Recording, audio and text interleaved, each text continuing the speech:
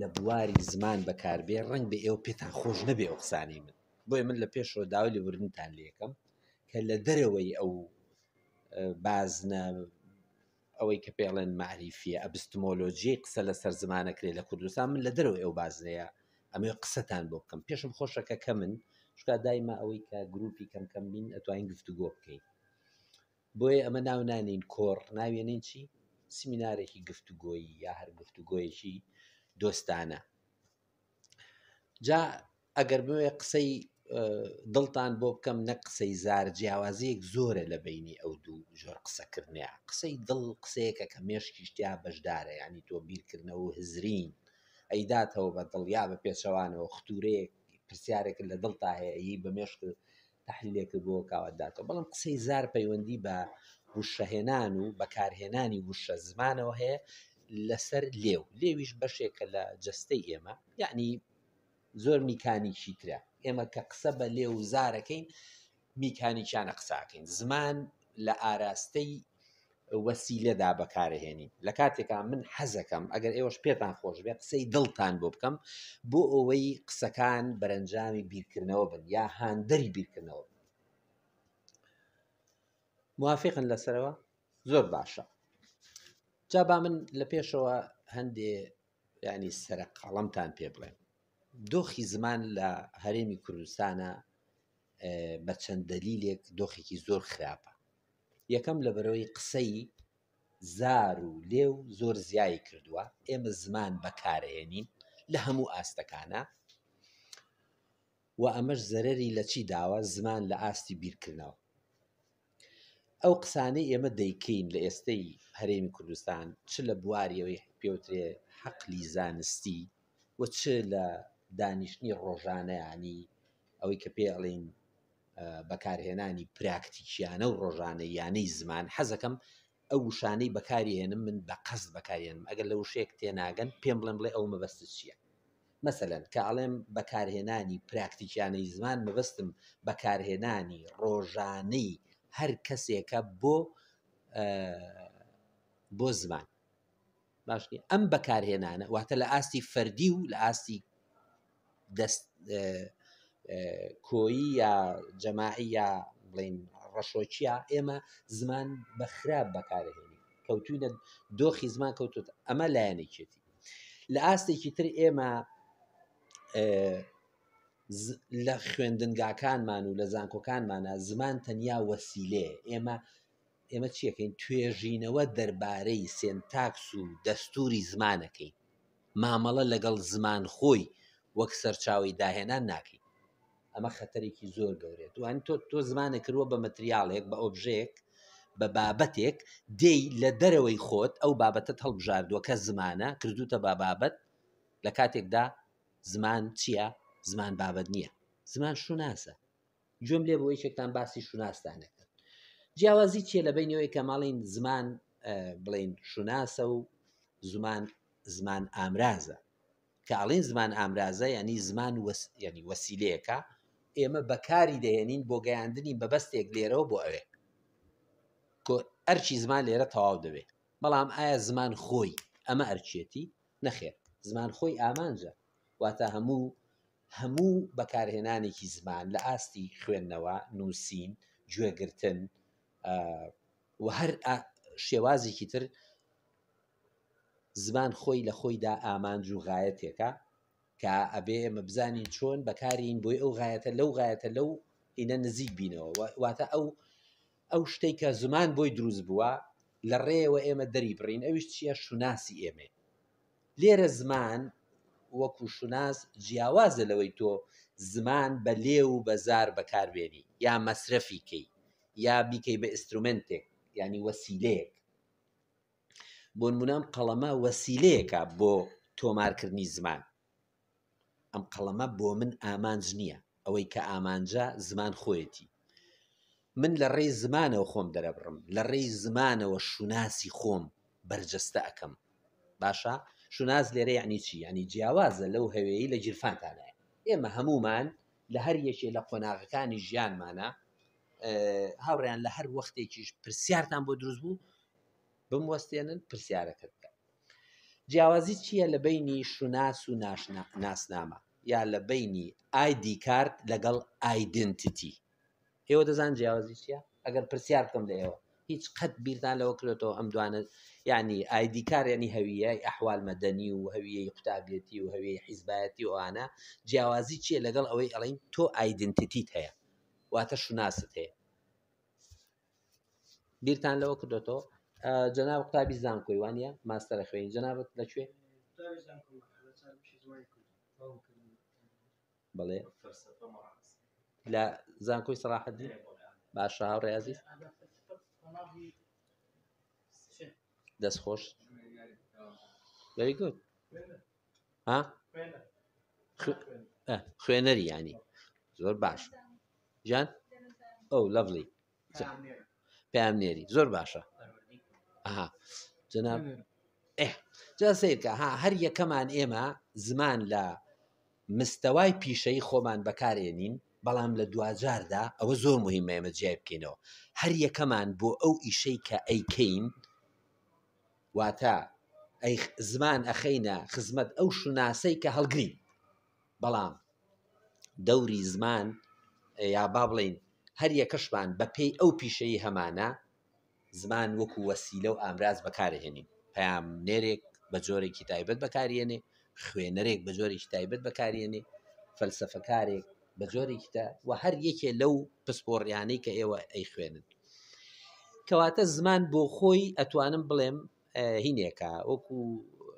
نالیەڵێ داوێکە یعنی ئێمە بووین بە داوی چیەوە بە داوی زمانە هەر لەگەڵ بەکارهێناندا ئێمە ئەکەوینە بەو دەلیلەی تۆ سیرکەن مەسەن ئێوە بگەڕێنەوە بۆ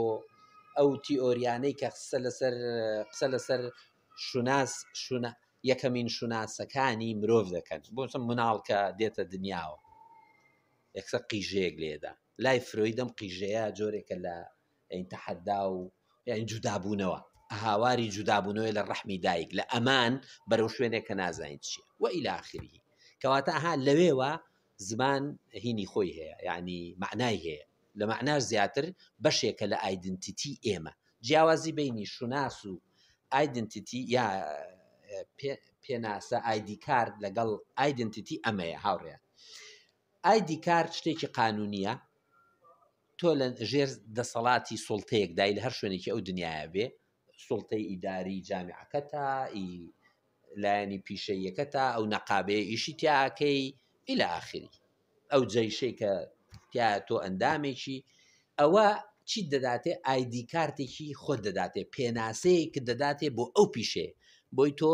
لە ڕێگەی ئەو پێناسەیە خۆت بە مەراکیزی دەسەڵات بە پرزگەکان بە ئەو شوێنانەی سەردانیانەکەی خۆت لەوێەوە چیەکەی پێوترێ خۆت ئەناسێنی ID کارت کارتی خۆناساندنە بەڵام لێرە نەکەوینە هەڵەوە ئەم خودا کە لە ناو ID کارتا هەیە تەنیا خودێکی چییە قانونیە واتەوە قانونە ئاعترافی بەوە کردووە کە لەو مەرحەلەی ژیان تا تۆ هەڵگری ئەو پێناسەیەبی لە قۆناغێکی ژیان تا ئەو کارتە بە کەڵکی تۆ نایە بۆ نمونەکە ئەو شوێنە بەجێڵی یا کە لە ڕووی فیزیکیەوە تەمەن 10 ساڵی بەسەراتی ئەپەڕێ هەمووتان نەزان نەبێ ئێمە هەر 10 ساڵ جارێک ئەو ID کارتانە بگۆڕین ئەو پێناسانە بگۆڕین بەڵام شوناس شتێکە نەدەدرێتێ نەکۆتایی پێدێ لێرە قسەکەی نالی کە داوێکە بۆماندراوەتەوە بەباشی ڕوونترە بێتەوە ئەم داوە چیە هاوڕێیان نادرێتێ لەبەرەوەی تۆ هەتا شوناس تۆ پێوەی لە دایگەبی بەڵام شوناس کامل نییە تۆ دروستی ئەەکەی پرۆسەیە ڕەوەند یعنی پرۆسە لە کوردیدا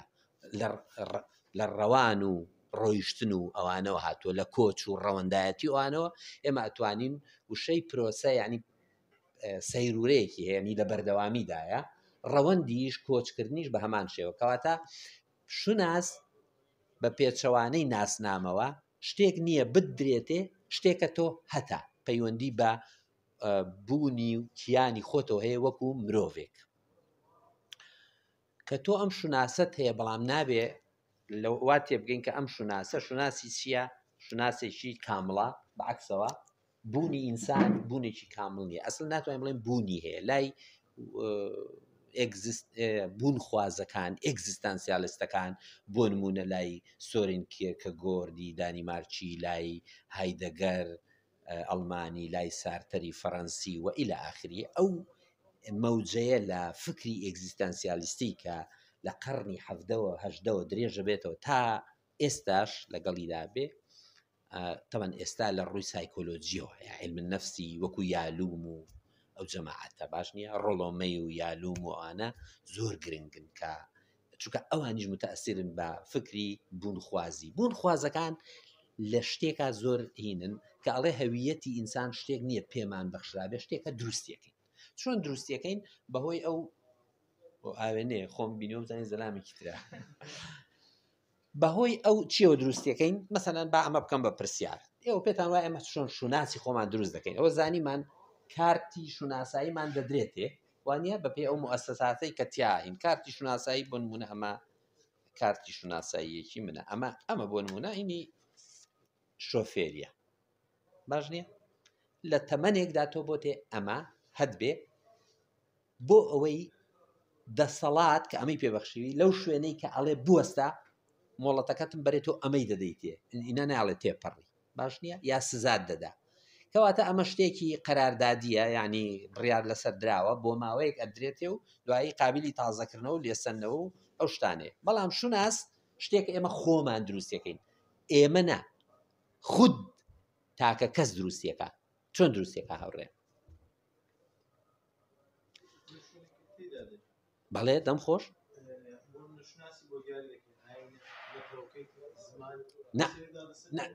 ئافرین نا بەسەرا سەپاو نا ئێمە کە ئەڵێن خۆمان دروستیەکەین کە ئەڵێن خۆمان دروستەکەنی ئازادین لە دروستکردنیدا شوناسی سەپاو خۆی ئێمە چەندین شوناس و دەمامکی ترمان هەیە ڕازەکەی هەندێکیان بەسەرمان ئاسە پێ هەندێکمان پێوەی لە دایکە بین هەندێکمان ئیجباریە بەڵام شوناس لە ئاستی بڵین ئەوەی کە ئێمە پێڵین شوناسی تاکە کەسی ئەوەیە کە ئێمە خۆمان دروستیەکەین چۆن لە ڕێگەی ئەو چالاکیانەوە یا شێوازی بیرکردنەوەمانەوە یا ئەو ئیختیارات و هەڵبژاردنانەی هەڵی دەبژێری لە نێوان ئەم یان ئەوەدا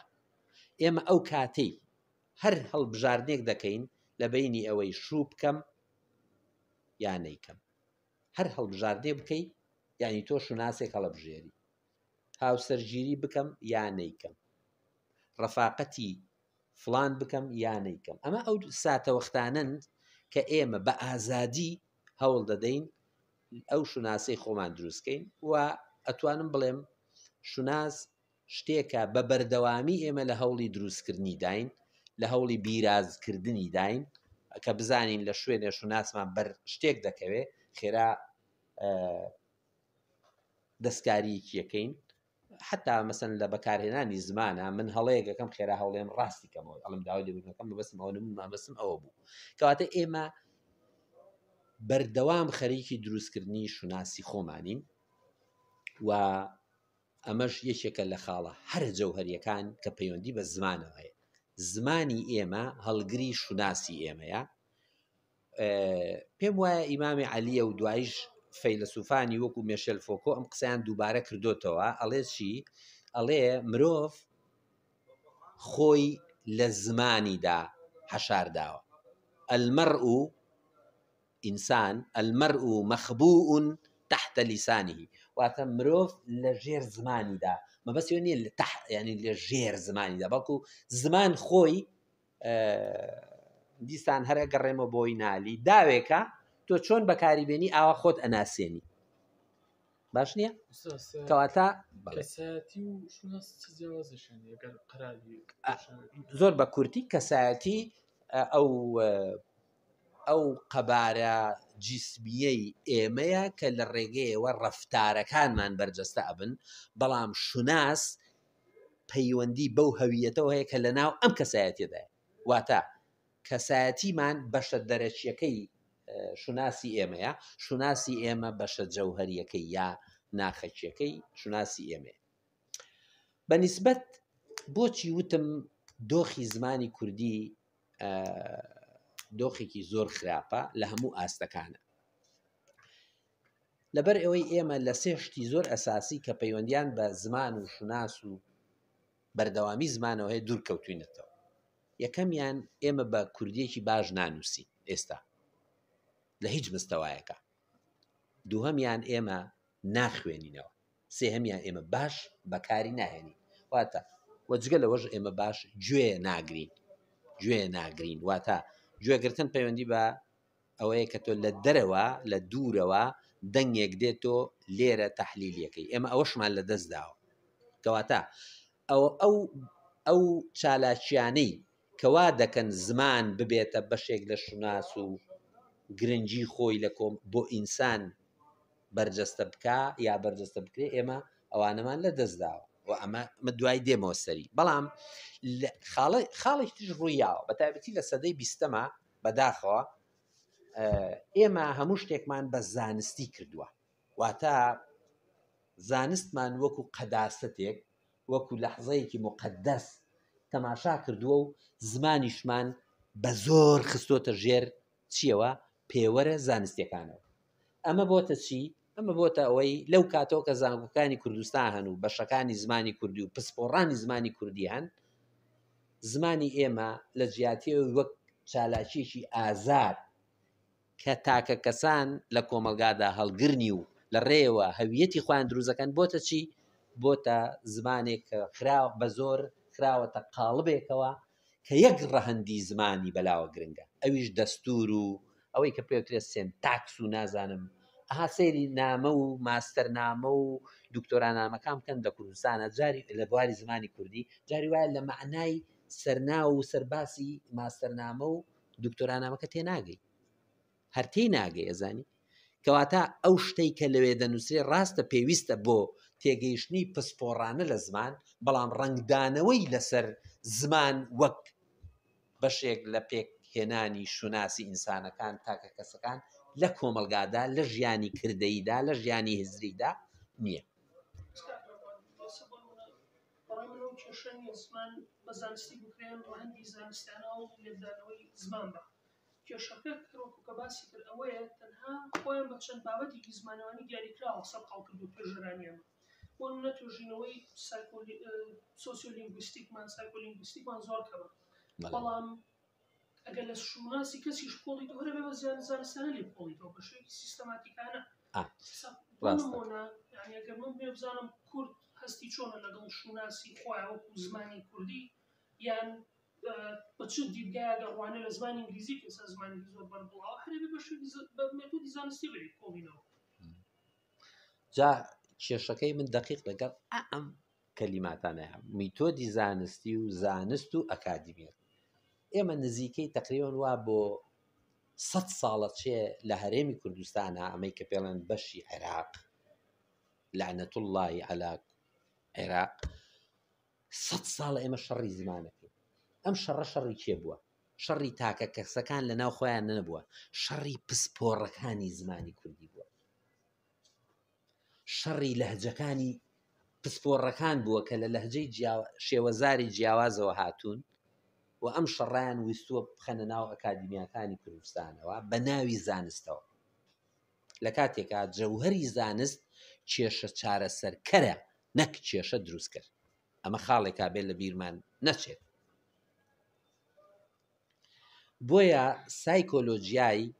و پەرچەکرداری زمان ناسەکان نەک زمان زانەکان، چونکە بەلای منەوە زمان زانەکان ئەفرادەکانن، ئەوانن لە ژیانی ڕۆژانەدا زمان بەکاردەهێنن. زمان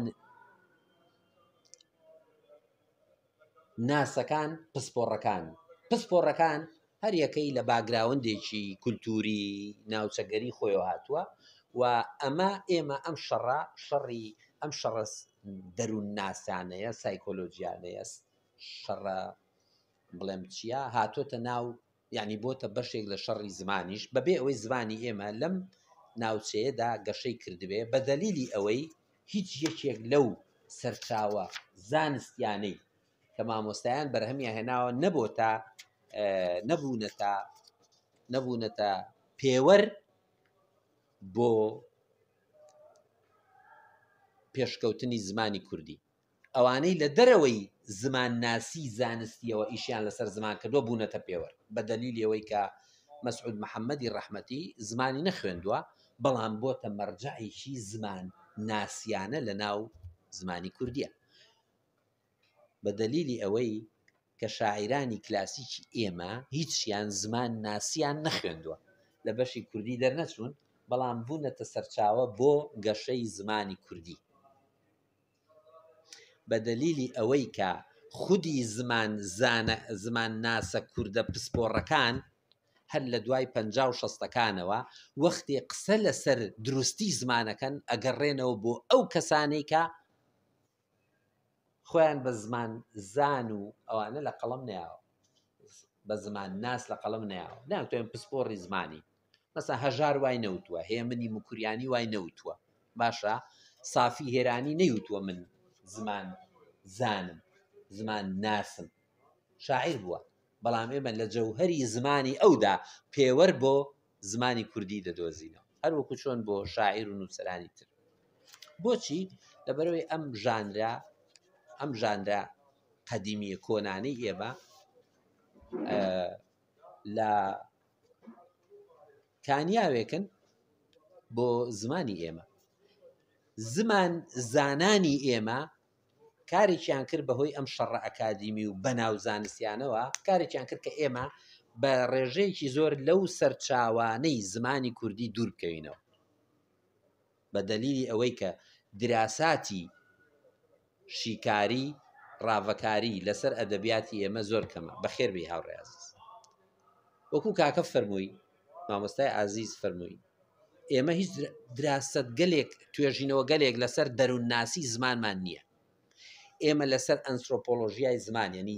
مرۆڤناسی زمان توێژینەوەمان نییە یا زۆر کەمن یا زۆر لاوازیشن و ئەگەر هەبن کۆپیکردنەوەی نەزەریاتی شوێنانی ترن ئەمە کارەساتە ئێمە دەربارەی کۆمەڵناسی زمان دەبوو ئێستا 200 کتێبمان هەبووە نیمانە چونکە کۆمەلگای ئێمە کۆمەلگەیەکی پڕە لە فرەیی و تەنەوە پڕە لە لەهجاتی جیاواز ئێستا تۆ چەند دراسەم پێ بڵێ لەسەر زاری مەسەلەن هەورامی کرمانجی سەر و نازانم هەولێری نیتە یا زۆر کەمت هەیە یا ئەوەندە بە وشکی باسکراوە کە ئێمەی عەوام خوێنەری عەوام لی تێناگەین پسپۆڕەکان بۆ یەکتریان نووسیوە و قابلی پیادەکردنیش نییە لە واقعەکە کە تەئسیر دانێ لە کۆمەلگادا بۆی زمانەکەوێتە چی دۆخێکی زۆر مەترسیدارە وەکۆی ئێستا هەیە ئێمە کولتورناسی زمان ئەوەی چۆن کولتور نەک کەلتور تکاتان لێکم وشەی کەلتور هەر لە زمانان نییە ناوی کولتورە باش نییە ئەم کولتورناسی زمانە ئێمە تا ئێستا بەدەگمەن دراسەیەک هەیە ژنێکی ئەڵمانی هاتوو لەو ئەینانەی ئەخیرا تۆزێک ینی وەزەم کتێبێکی بوو لەو بارەیە ئیشی کردووە مەقالاتیشمان وتاریشمان لەو بارەیە زۆر کەمە من وەختی خۆی غەڵەتێکم کرد وتارێکم نووسی لەسەر سێ وشە لە سلێمانی ساڵانی 80 و 90ەکان 2000 وشەیەکیان بە ناوی گوبخۆ قەپۆس کە بەکارە هات وشەیەکیان بە ناوی شایانی نییە بەڕێز گیان ئەو تازە هاتۆتە هەولێریش ببورن وشەیەکیان بە ناوی شایانی نییە ئەوەی تریشیان بە ناوی بەڕێز گیان کە ئێستاوە هاتۆتە هەولێریش ئەم سێ وشەیە هەڵگری سێ کولتور لە سێ مەرحەلەی جیاوازدا کە ئەبوو ئێمە ئاوا وشە لەهجە دراسە لەسەر ئەم وشانە بکەین وەختێک تۆ ئەڵێ گوبخۆ قەپۆس ئەم ڕنگانەوەی چییە ڕنگانەوەی ڕوئیا و جیهانبینیەکە کە تۆ لە حاڵەتی ئامادە باشای بۆ دیفاعکردن لە خۆت بۆیە دەم و دەست ئەو شتێک کە بەدڵن نییە تێسرەوێنی ئەمە کولتوری هەشتاکانی بەعسە کە تێی دەسرەواندی دەبوو تۆش نییە ئامادە وەڵام بیتەوە ئەم وشەیە دێتە ناو ئەدەبیاتی شەڕی ناوخۆیی و ئیتر تەشەنە ئەکا و ئەبێتە مەسەوەکو جوێنێکی لێدی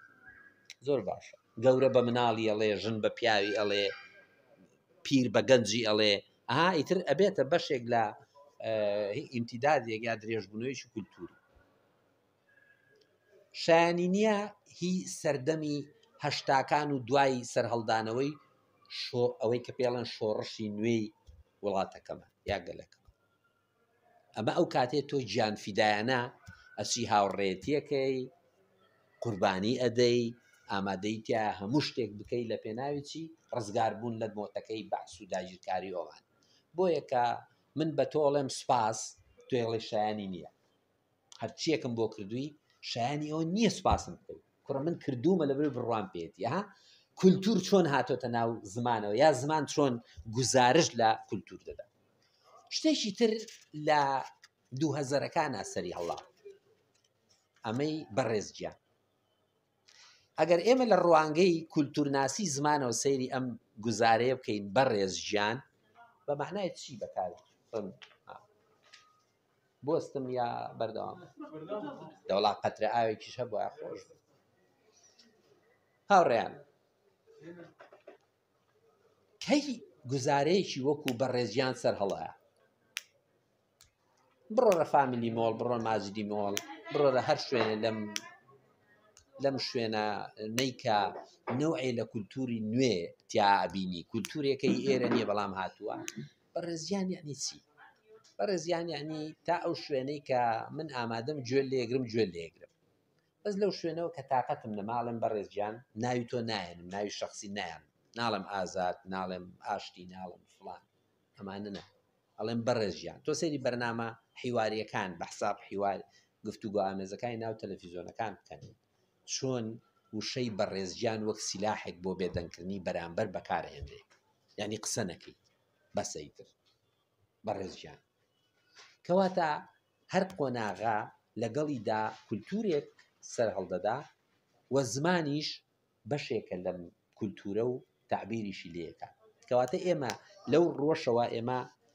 وەجگەلەوەی ئێمە لە فەلسفەی زمانە زۆر کۆڵین ئەو دراساتانی کە کراون لەسەر فەلسفەی زمان بریتین لە چی؟ گوتنەوەی ئەوەی کە من خۆشم ئەو کارم کردووە ڤیتگنشتاین لەسەر زمان ئەڵێ چی ڕۆڵان بارد ئەڵێ چی نازام چی ئەڵێ چی. بەڵام ئێمە زۆر بەدەگمەن دراسەیەوەمان کردووە کۆلۆنیالیزم و داگیرکاری چۆن تەسیریان لە ڕێی زمانەوە لەسەر ئێمە داناوە چۆن زمان کۆلۆنیالیزە کراوە. مەسەن تۆ قوتابخانە تایبەتیەکان بنمونە وەربگرە کە تۆ زمان لەو قوتابخانە لێستێنەوە یا لە دەوائری حکوومەتە لە ئێستاوە باسی بە ئەلەکترۆنی کردنەکرێ هاها بە ئەلەکترۆنی. لە ئەوروپا ئێستا شتێک دروست بۆ بەناوی ئاپ مۆبایل پەی 20تانە مۆبایل پەی 20تانە مۆبایل پەی ئەزان یان چی؟ نە هەر لە ڕێگەی تەلەفۆنەکەتەوە ئاپێکە دایە بەزێنی من هەمە با پیشانتان بەم ئاپێکی زۆر خوێڕیە بە سیرکەن هاوڕێ مۆبایل پەی ئەوە تا ئەو شینەیە ها سەیریکەن. ئەم ئاپە لە ئەوروپا ئەمەی 2-3 ساڵە دامەزراوە کە تۆ ئەچێ ناوی پێت دەڵێ کۆدەکەی خۆت بنووسە کە کۆدی خۆت دەنووسی هەرچی معلوماتی تۆیە لە تەلەفۆن و کۆدەکەت ئەچێتە ناو ئەو جیهازەوە مە جیهازەکەی تۆ ئەتێ ئەم ئاوە بکڕی بەڵام پارەی کاش نادەی بە مۆبایل پەی کامێرەکەت دەخێ سەر ئەم هینە یەکسەر سیعرەکەی لە پارەی ناو مۆبایلەکەی تۆ ڕائکێشێ. بەس ئەمە بابین دراسەی بکەین لی ورد بینەوە ئەمە یعنی چی؟ یعنی ئەوەی سەرمایەداریەت گەیشتۆتە قۆناغێک کە ناوێت سڕوچاوی تۆ مشتری ببینێ. لە قۆناغی پێشتری سەرمایەداریەتدا تۆ سەروەری بازار بووی ئەیگوت چی؟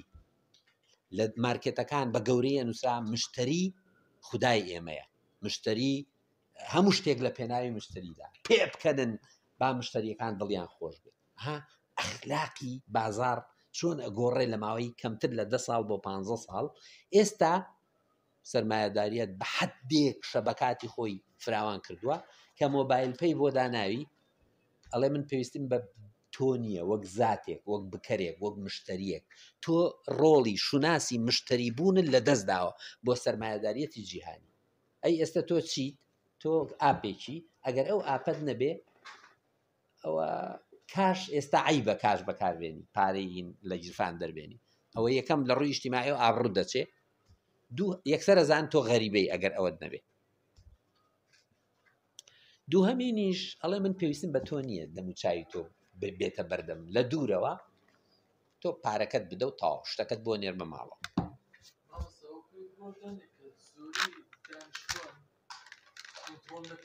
پەیوەندی بە زۆر شتەوایە ئاڕێت ئەگەر بچینەوە ناو ئەفسانە و میتۆلۆژیاکانی سەرمایەداریەت ئەڵێ ئەمە پەیوەندی بە پێشکەوتنەوە ئەمە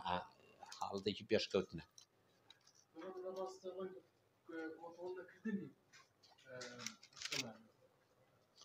زۆرش دەتوانین بڵێن ئەتوانین بڵێن ئیتر مشتەماع وەکو دزێکی گەورە سەیرەکرێ گومانمان لێی هەیە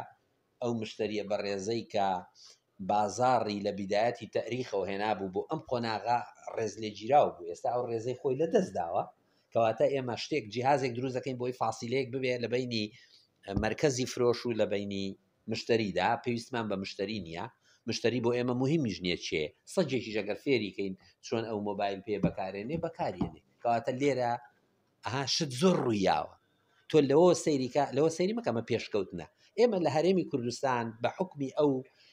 کێشە معریفەی کە هەمانە پێمان وایە هەمیشە بە تەقلیدکردنەوەمان لە زانستی ئەوروپی لە پێشکەوتنی ئەوروپی لە تەکنۆلۆژیای ئەوروپی ئێمە بەوە پێشەکەین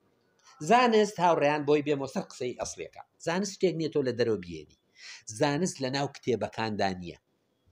ئەوەی ناو کتێبەکان بەرەنجامی پرۆسەیەکی زانستیە لەوێ تۆمار کراوە زانست لەو زەمینەیە بەرهەم دێ لەلایەن ئەو کەسانەوە کە لەوێ ئەژین و بەهۆی بەرهەمهێنانی بیرۆکە و بەرهەمی زانستیەوە کاروباری خۆیان بەڕێەکەن زانست بەرهەمی ئیبداعی ئینسانە نەوتراوە چه ئینسانێک هیچ ئینسانێک هیچ نەوعی ئینسانێک سوورە ڕەشە نازان چیە ئیمتیازیەوە نیە بڵێ من زانست بەرهەمێنم تۆ ناتوانانی بەرهەمێن ئەوروپایی بەرهەمێنێ بەڵام ئاسیایی ناتوانێت بەرهەمێن هیندی بەرهەمی ناهێنێ بەڵام کوردە شتی وان نییە لە دنیاە زانست بەرهەمی لەحظەیەکی ئیبداعی ئینسانە ئەو کاتێک کە ئینسان ڕوبەڕووی کێشەیەکی تایبەت دەبێتەوە لە واقعێکی دیاریکراوی خۆیدا بۆی ئەم کێشەیە چارەسەرکەم ئەبێ من حەلێکی بۆ بدۆزمەوە یعنی بیری لێ بکەمەوە لافاوە بێ منە بێ بربەس دروستکەم ئەبێ پر دروستکەم پر دروستکردن و بربەس دروستکردن چین هزرینێکی هەندەسیانن فیزیکیانن چکە تۆ بیر لە زەختی ئاوەکەیەوە ئەم دیوارەی دروستەکەی ئەم بربەسی سیرکە ئەگەر بەو معنایە بێ بە شەریەت هەموو کۆمەلگاکان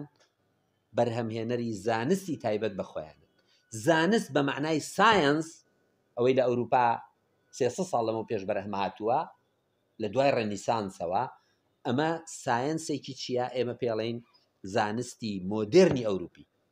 کە تەواوە ئەمە وەڵامگۆی زۆر لەو کێشانەیەکە بە شەریەت لە شوێنەکانی دنیا هەموو سوودمان لێ وەرگرتووە بەس بە معنای ئەو نییە ئەمە هەمووی زانستە یا هەموو زانست بریتە لەمە کە لە ئەوروپا بەرهەم دێت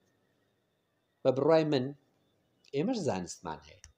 بەڵام ئەم شتەی کە من ئێڵێم نامۆیە بە زانکۆکانی کوردستان چونکە زانکۆکانی کوردستان لەسەر بنەمای نەقڵکردنی معلومات لە کتێبەوە بۆ ناو پۆل و بۆ شەهادە بە تۆڵێ هاتۆ پسپۆڕی تێ لە هەندەسە تۆ هەتە لە نازانچی تۆ هەتە لە ئەوە با بەمە زانست نییە ئەمە ریپیتەیشنە جیاوازی هەیە لە بینی دووبارەکردنەوە و ئینتاجکردن یا بەرهەمهێنان جیاوازی هەیە لە بینیەوەی من خۆم ئینڤۆڵڤ بم تێکەڵ بم بە ڕۆح و گیان و جەستەم لە بەرهەمهێنانی شتێکدا لەگەڵ ئەوەی ئاوا نەقلی کەم کۆپی پەیستی کەم لە سەرچاوەکانەوە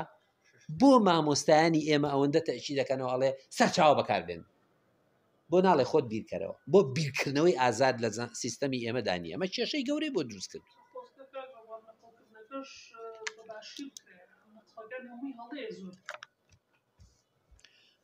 جا ئەوەش بۆ خۆی کێشەیەکی ترە هاوڕێ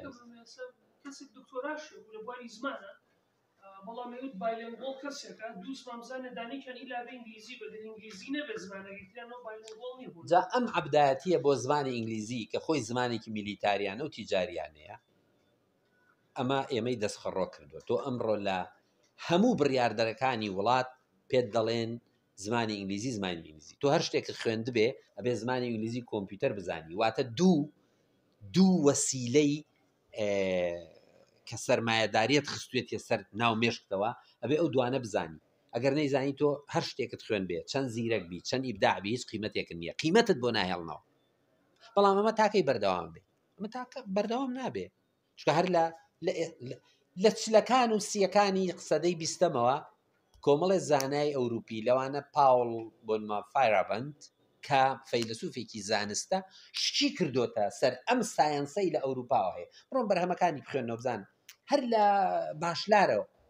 زانایەکی و فەیلسوفێک فەڕەنسی بوو حتا کارڵ پۆپەر باش نییە ئەڵێ هەموو شتێک کە تۆ یەقینت لێ هەیە قابلی باتڵ بوونەوەی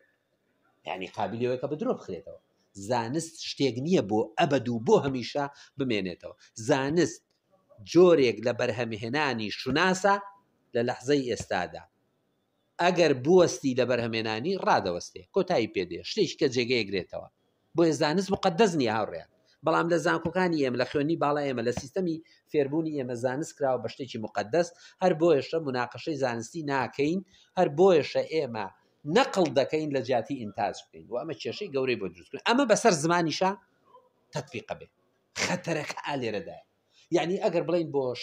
بۆ نمونە زانستەکانی وەکو چیمیا و فیزیا و حتا هەندەسە و میعماری ئەو زانستەی کە لە دەرەوە دەیهێنین لە سەرچاوەکانەوە وەک بەرەنجامی تەجروبەی میلەتانی تر قەیناکات جێی سوود وەرگرتنە ئێمە دژی زانست نین ئێمە دەڵێن ئەبێ زانست سوودی لێوەربگری بەڵام وەختێک تۆ هەموو هێلکەکانت دەخێ سەبەتەی تەقلیدکردنەوە و ڕپیتەیشن و کۆپیکردنەوەوە لێرە هێزی ئیبداعی خۆت خەلاقێتی خۆت خەیاڵی خۆت هەمووی ئەدۆڕێنی یەک تەلەبەی ئێمە لە هیچ زانکۆیەکی کوردستان بۆی نییە خەیاڵ بەکاربێنێ پێیان وایە خەیاڵ شتێکی ناعیلمیە خەیاڵ جەوهەری بنەمایی زانستە هیچ بەشێک لە زانست نییە لە تاریخیشدا ئەگەر لە پێشدا تۆ بە خەیاڵ ئینسانەکان نەک زاناکان ئینسانە سادەکان هاوڕێیان خەیاڵیان لێ نەکردبێتەوە هیچ بەنایەک هیچ کارێسکەنێک هیچ فەلاح جوتیارێک هیچ ماڵ ئەوەی ئاژەڵدارێک پسپۆڕ نەبووە نەی خوێندووە لە زانکۆیەک بۆی ببێتە ئاژەڵدار بۆی ببێتە جوتیار بۆی ببێتە دارتاش بۆی ببێتە نازانچی بە ئەزمون فێری بووە ئەزمون بەرەنجامی چییە کردار و خەیاڵ و بیرکردنەوەی ئەم وەستایی کە ئەمەی دروستکردووە بۆ یەکەم جار ئیماجنی کردووە ئیماجینەیشن پرۆسەیەکی ڕەوەندێکی خەلاقانەی ناو مێشکی ئێمە وەک ئینسان لە ئیحتاجیان بەوەی کە پێویستی بەمێز هەبووە لە پێشدا خەیاڵی لێکردێتەوە ئەنجا دوای ئەم خەیاڵەی خۆی لە پرۆسەیەکی بیرکردنەوەدا کردووە بە قیاساتی هەندەسی و فیزیکی و هەڵبژاردننی مەتریاڵ و وەسائلی دروستکردن و کات لە سەردانان و مێزەکەی دروست کردوواتە بە پرۆسەیەکی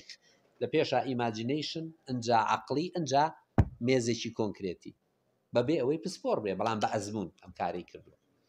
مامەڵەکردنی ئێمە لەگەڵ خاک لەگەڵ درەخت لەگەڵ باڵندە لەگەڵ ئاو هەموو ئەو شتانەی کە ڕیسۆرسی ژیانن مرۆڤی ترادیشناڵ لە هەر شوێنێکی دنیا وەک سەرچاوەی بوونی خۆی تەماشای کردوون بۆیە زانستی مۆدێرن زانستێکە 300 ساڵ تەمەنێتی بەڵام ژیانی کۆمەلگاکان و ئەزمموی خیبرەی ئینسانەکان بە هەزاران ساڵ دێرینەی خۆی هەیە هەر ئەم میلەتی کوردی بەدبەختە کە ئێستا ئەم بەری چاویان گرتوون بەوەی تۆ ئەگەر زانستی ئەوروپی نەزانانی هیچ نازانی توبی ئێمە کە لە ناو زۆلکاوی کۆپیکردنەوەی توبی ئەوروپیا ژیری خواردووە بۆ لەبەرەوەی کە حاجزێک بربەستێک دروست بووە لە بینی ئەزمموی ژیانی پزیشکی کۆنی ئێمە کە داو دەرمانی لە بیئەی خۆی دروستە کرد و چارەسەری کێشەکانی پێکرد ئێستا داو دەرمانی هەم بڕبوو هەبوو بۆ سەیدەری کە هیچ ئەو وەڵامەشت ناداتەوە حکمەتی کۆن پێمانەڵێکی لە یۆناان لە هیندستان لە چین لە کوردستانی کۆن لە ئێران لە ئاستک لە ئەمریکای لاتین ئەڵێ ئەڵێ گژوجیا و داو دەرمان و ئاو خاچی ئەو شوێنەی مرۆڤ تۆ لێژی خۆت لێژی دەرمانی دەردەکانی تۆی سەرچاو قوربانت زۆر سپاس پێمانەوەڵە دەسری کرێت کەواتە هاوڕێیان کە بینە سەر کێشەی زمان ئێمە نەک هەر لە بوارەکانی زانستدا تووشی ئەم کێشەیە بووین کە پێمان وایە بە تەقلیدکردنەوە و ڕاگواستن و ئەمانە احتیاجاتی زانستی خۆمان پڕەکەینەوە، بەڵکو زمانیش لەمەدا کێشەکەی بووە بە چەندین جار قورستر بووە لەسەر زمان، چونکە زمان هەر تەنیا ئیشکردن نییە لەسەر ڕابردوو، کە بۆ نمونە زمانزانەکان یان زمان ناسەکان پێمانەڵێن چی ئەوانەی بە پسپۆڕی زمانیان خوێن و دکتۆرا و ماستەر ومانە هەیە، پێمانەڵێن ئێمە پێویستە بزانین لە ڕابردوودا زمان چۆن ئیشی کردووە. چۆمسکیەکمان لێ پێیاڵێ زمان شتێکی فتریە لە ئینسانە، خۆی وردە وردەکە دێتە ناو ژیانی ئیجتیماعیەوە زمانیشی ئەپژێت، ها زمان پژان وە شتەکە هەیە بەڵام جارێ نەپژاوە لە 3 ساڵی بەدواوە دەتوان بڵێن بە پێش ئەوەش کەوا 3 ساڵی زاکیرەمانی ترەکەوێتە ئیش بیرمانە بێ شتەکان، بەڵام زمان زۆر پێش ئەوە وردە وردە ئێمە شتەکان نەناسین و ئەوەش بەڵگەیەکتر لەسەر زمان بەشێکە لە ئایدنتیتی ئێمە، بەشێکە لە چی ئایدیایەکە لە ئێمەدا هەیە بە شێوەیەکی زگماک، بەڵام ئەم ئایدیایە کە بەرواقعێگەکەوێ ئەو واقعی تایژی چییە بێ وردە وردە خۆی گەشە پێ ئەدا و ئەتەقێتەوە و ئیتر تۆ بەکاری هێنی خۆتی لە ڕێوە دەرەبڕی. لازم و مەلزوم یەکترن زمان و بوون و ئینسان، ینی ئایدنتیتی ئینسان. و بۆ نمونە ئەمەش ڕێگە لەوە ناگرێت تۆ ئەگەر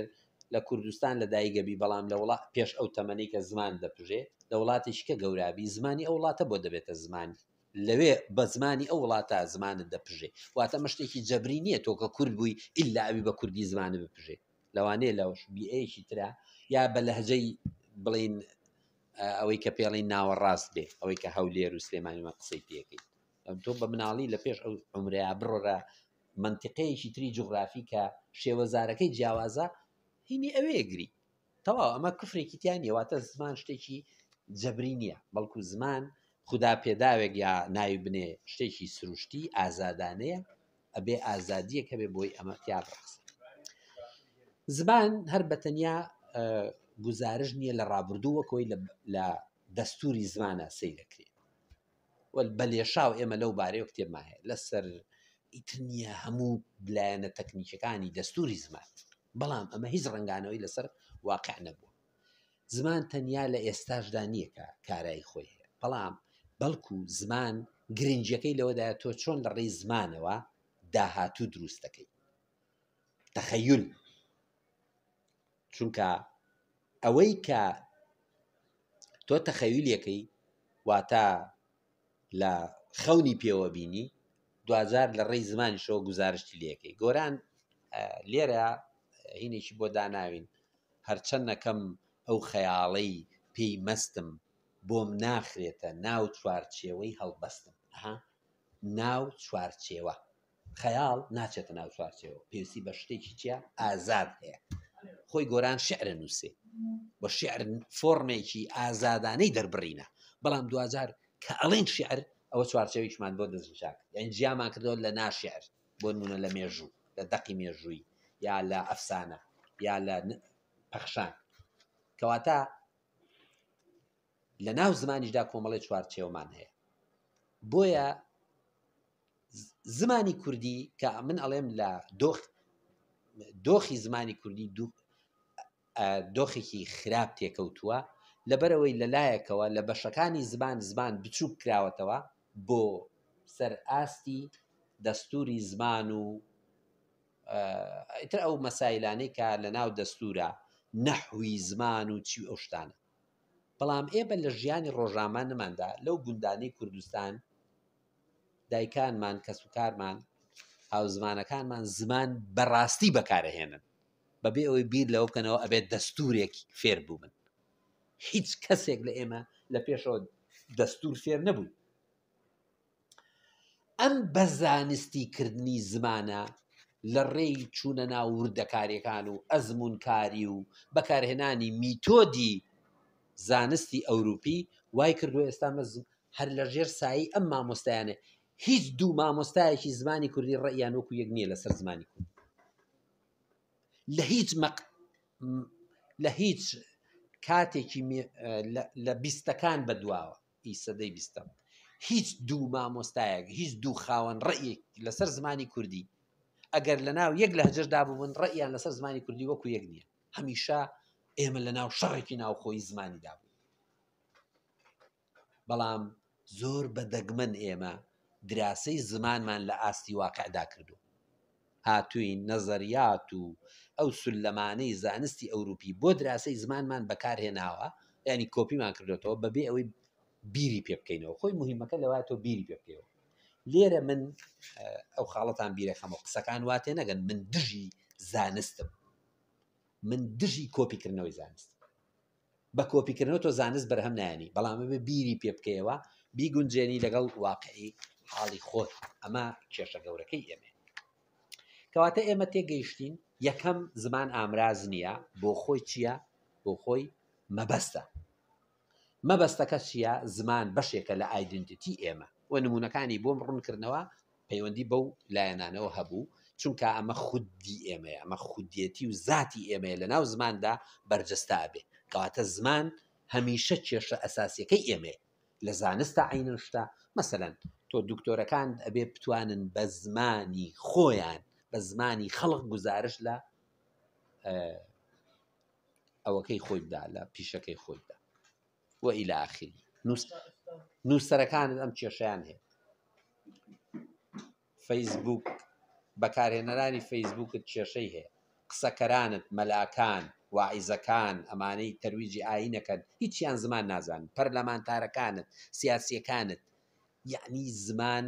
ئەمڕۆ بە دەستی ئێمەوە گیری خواردووە ئەو ئازادی خۆی لە دەستداوە کە ئەچینەوە بۆ لای زمان ناسەکانی ژواتە پسپۆڕانی زمان سەیرەکەین کێشەکە لەوێش ئەوانش بە شەڕێکی ناوخۆیی 100 ساڵەوە گیریان خواردووە لەسەرەوەی دوو بەکاربێنین یان پێکەوە بینووسێنین یان با بەمە کێشەی چییە ئەمە شکلی زمانە مەسئلەی ڕێنووس و خاڵبەندی و هەتا بکرێ بەس ئەمانە چۆن چارەسەرە بن من لە پێشەوتم ئێمە لە سێشت دوور کەوتوینەوە یەکەم خوێندنەوەی باش بە زمان ناخوێنینەوە چکاتۆ لە ڕێی خوێندنەوە فێری خاڵبەندیەبی فێری بەکارهێنانی دروستی زمانەبی مەسەن تۆ عەزیزگەردی بخوێنەرەوە باش زمان تێگەی فێریەبی واتە ئەو پۆتێنشیاڵە زمانیەی کە هەتا لە ذاتی خۆتدا هێشتا بە تەواوی نەپژاوە سوود لێوەرنەگرتووە بە خوێندنەوەی باشی دەقی باش ئەم تواناییە زمانیەت ئەتەقێتەوە لێوەی فێرەبی و هەروەها ڕێنووس و خاڵبەندی و ئەمانش مەرج نییە هەمومان بچینە سەر ئیمانی پسپۆڕانی زمان بۆی زمان بزانین دایکمان باپیرمان لەو گوندانەی دەشتێ و شاخ و چیا پسپۆڕی زمان نەبوو بەڵام زمان زۆر بە پوختی فێر بووە چونکە زمان پەیوەندی بە چیەوە هەیە پەیوەندی بە بەکارهێنانی ڕۆژانەوە هەیە لە واقعێکی تایبەتدا بۆ پڕکردنەوەی پێویستیەکانی کە لەو واقعەدا هەتە و خۆت داهێنەری ئەو پێویستیانەی یا ئەو وەسائلانی کە بۆ حەلی پێویستیەکان بەکاریانهێنی هەر یەکێک لە ئێمە توانایی داهێنەری زمانی خۆمان هەیە هەر یەکێک هەر فەردێک لە خۆیدا کاپاسیتی داهێنانی لە زماندا هەیە بەڵام وەختێک ئێمە زمان بچووگەکەینەوە لە پسپۆڕی وەرگرتن لە زمانە ئەنجا زمان تووشی کێشەیەکە بێەوە خۆشمان هیچ فێر نەبووی کەواتە پسپۆڕی زمان و زمان ناسەکانی ئێمە ڕەهەندێکی زمانیان لە بیر بردووینەوە کە زۆریان پێ ناخۆشە ئەویش ئەوەیە کە زمان ئامانجی داهێنان بەشێکی جەوهەری زمان من بەوەی کە دراسەی حاجی قادر و نالی و سافی هیرانی و شێرکۆ بێکەس بکەم و لە ڕووی سێنتاکس و دەستوری زمان و خاڵبەندی و ڕەخنەی لێ بگرم و خۆم پێوە خەریکەم هیچم نەکردووە شتێکم کردو ئەوان هینیان کردووە بەڵام ئەگەر من بێم بزانم ئەمانە چۆن تواناییەکانی زمانیان بەکارهێناوە تەقانویانەتەوە چ مەعناگەلێکیان بە لێشاو لێوە هەڵێنجاوە لێرە بن ئەم بەشەی زمانە ئێمە پێویستە دراسەی بکەین نەک لە ڕووی دەستوری زمانە بەڕاستی ناخۆشترین دراسەکان دراسەی زمانەوان بەڵام زمان زانەکان ئەم کێشیان نییە زمان ناسەکان ئەم کێشەیانێ زمان ناسەکان ئەو پسپۆڕانن کە لە بەشەکانی زمانی کوردی و مامۆستای وانەی کوردی و بکەر و بەرکار و ئەم شتانەمان پێ ئەڵێن و هەر نابڕێتەوە بەڵام پێت ناڵێ ئەم زمانە هەڵگری ڕەهەندێکی ئیجتیماعیە ڕەهەندێکی دەرونیە ڕەهەندێکی مرۆڤ ناسانەیە ڕەهەندێکی نازانم هەموو ئەوانەی تایە زمان لای ئێمەی کورد زمانمان خستۆتە تەنیا ئەو قاڵبەوە کە دەستوری زمانەوەش کێشەیەکی گەورەی بۆ دروست کردو بەهەرحاڵ هاوڕێیان ئێمە اینجا سیرکەن وەختێک ئەمانەوێ بزانین چێ زمان ناسێکی زۆر باشە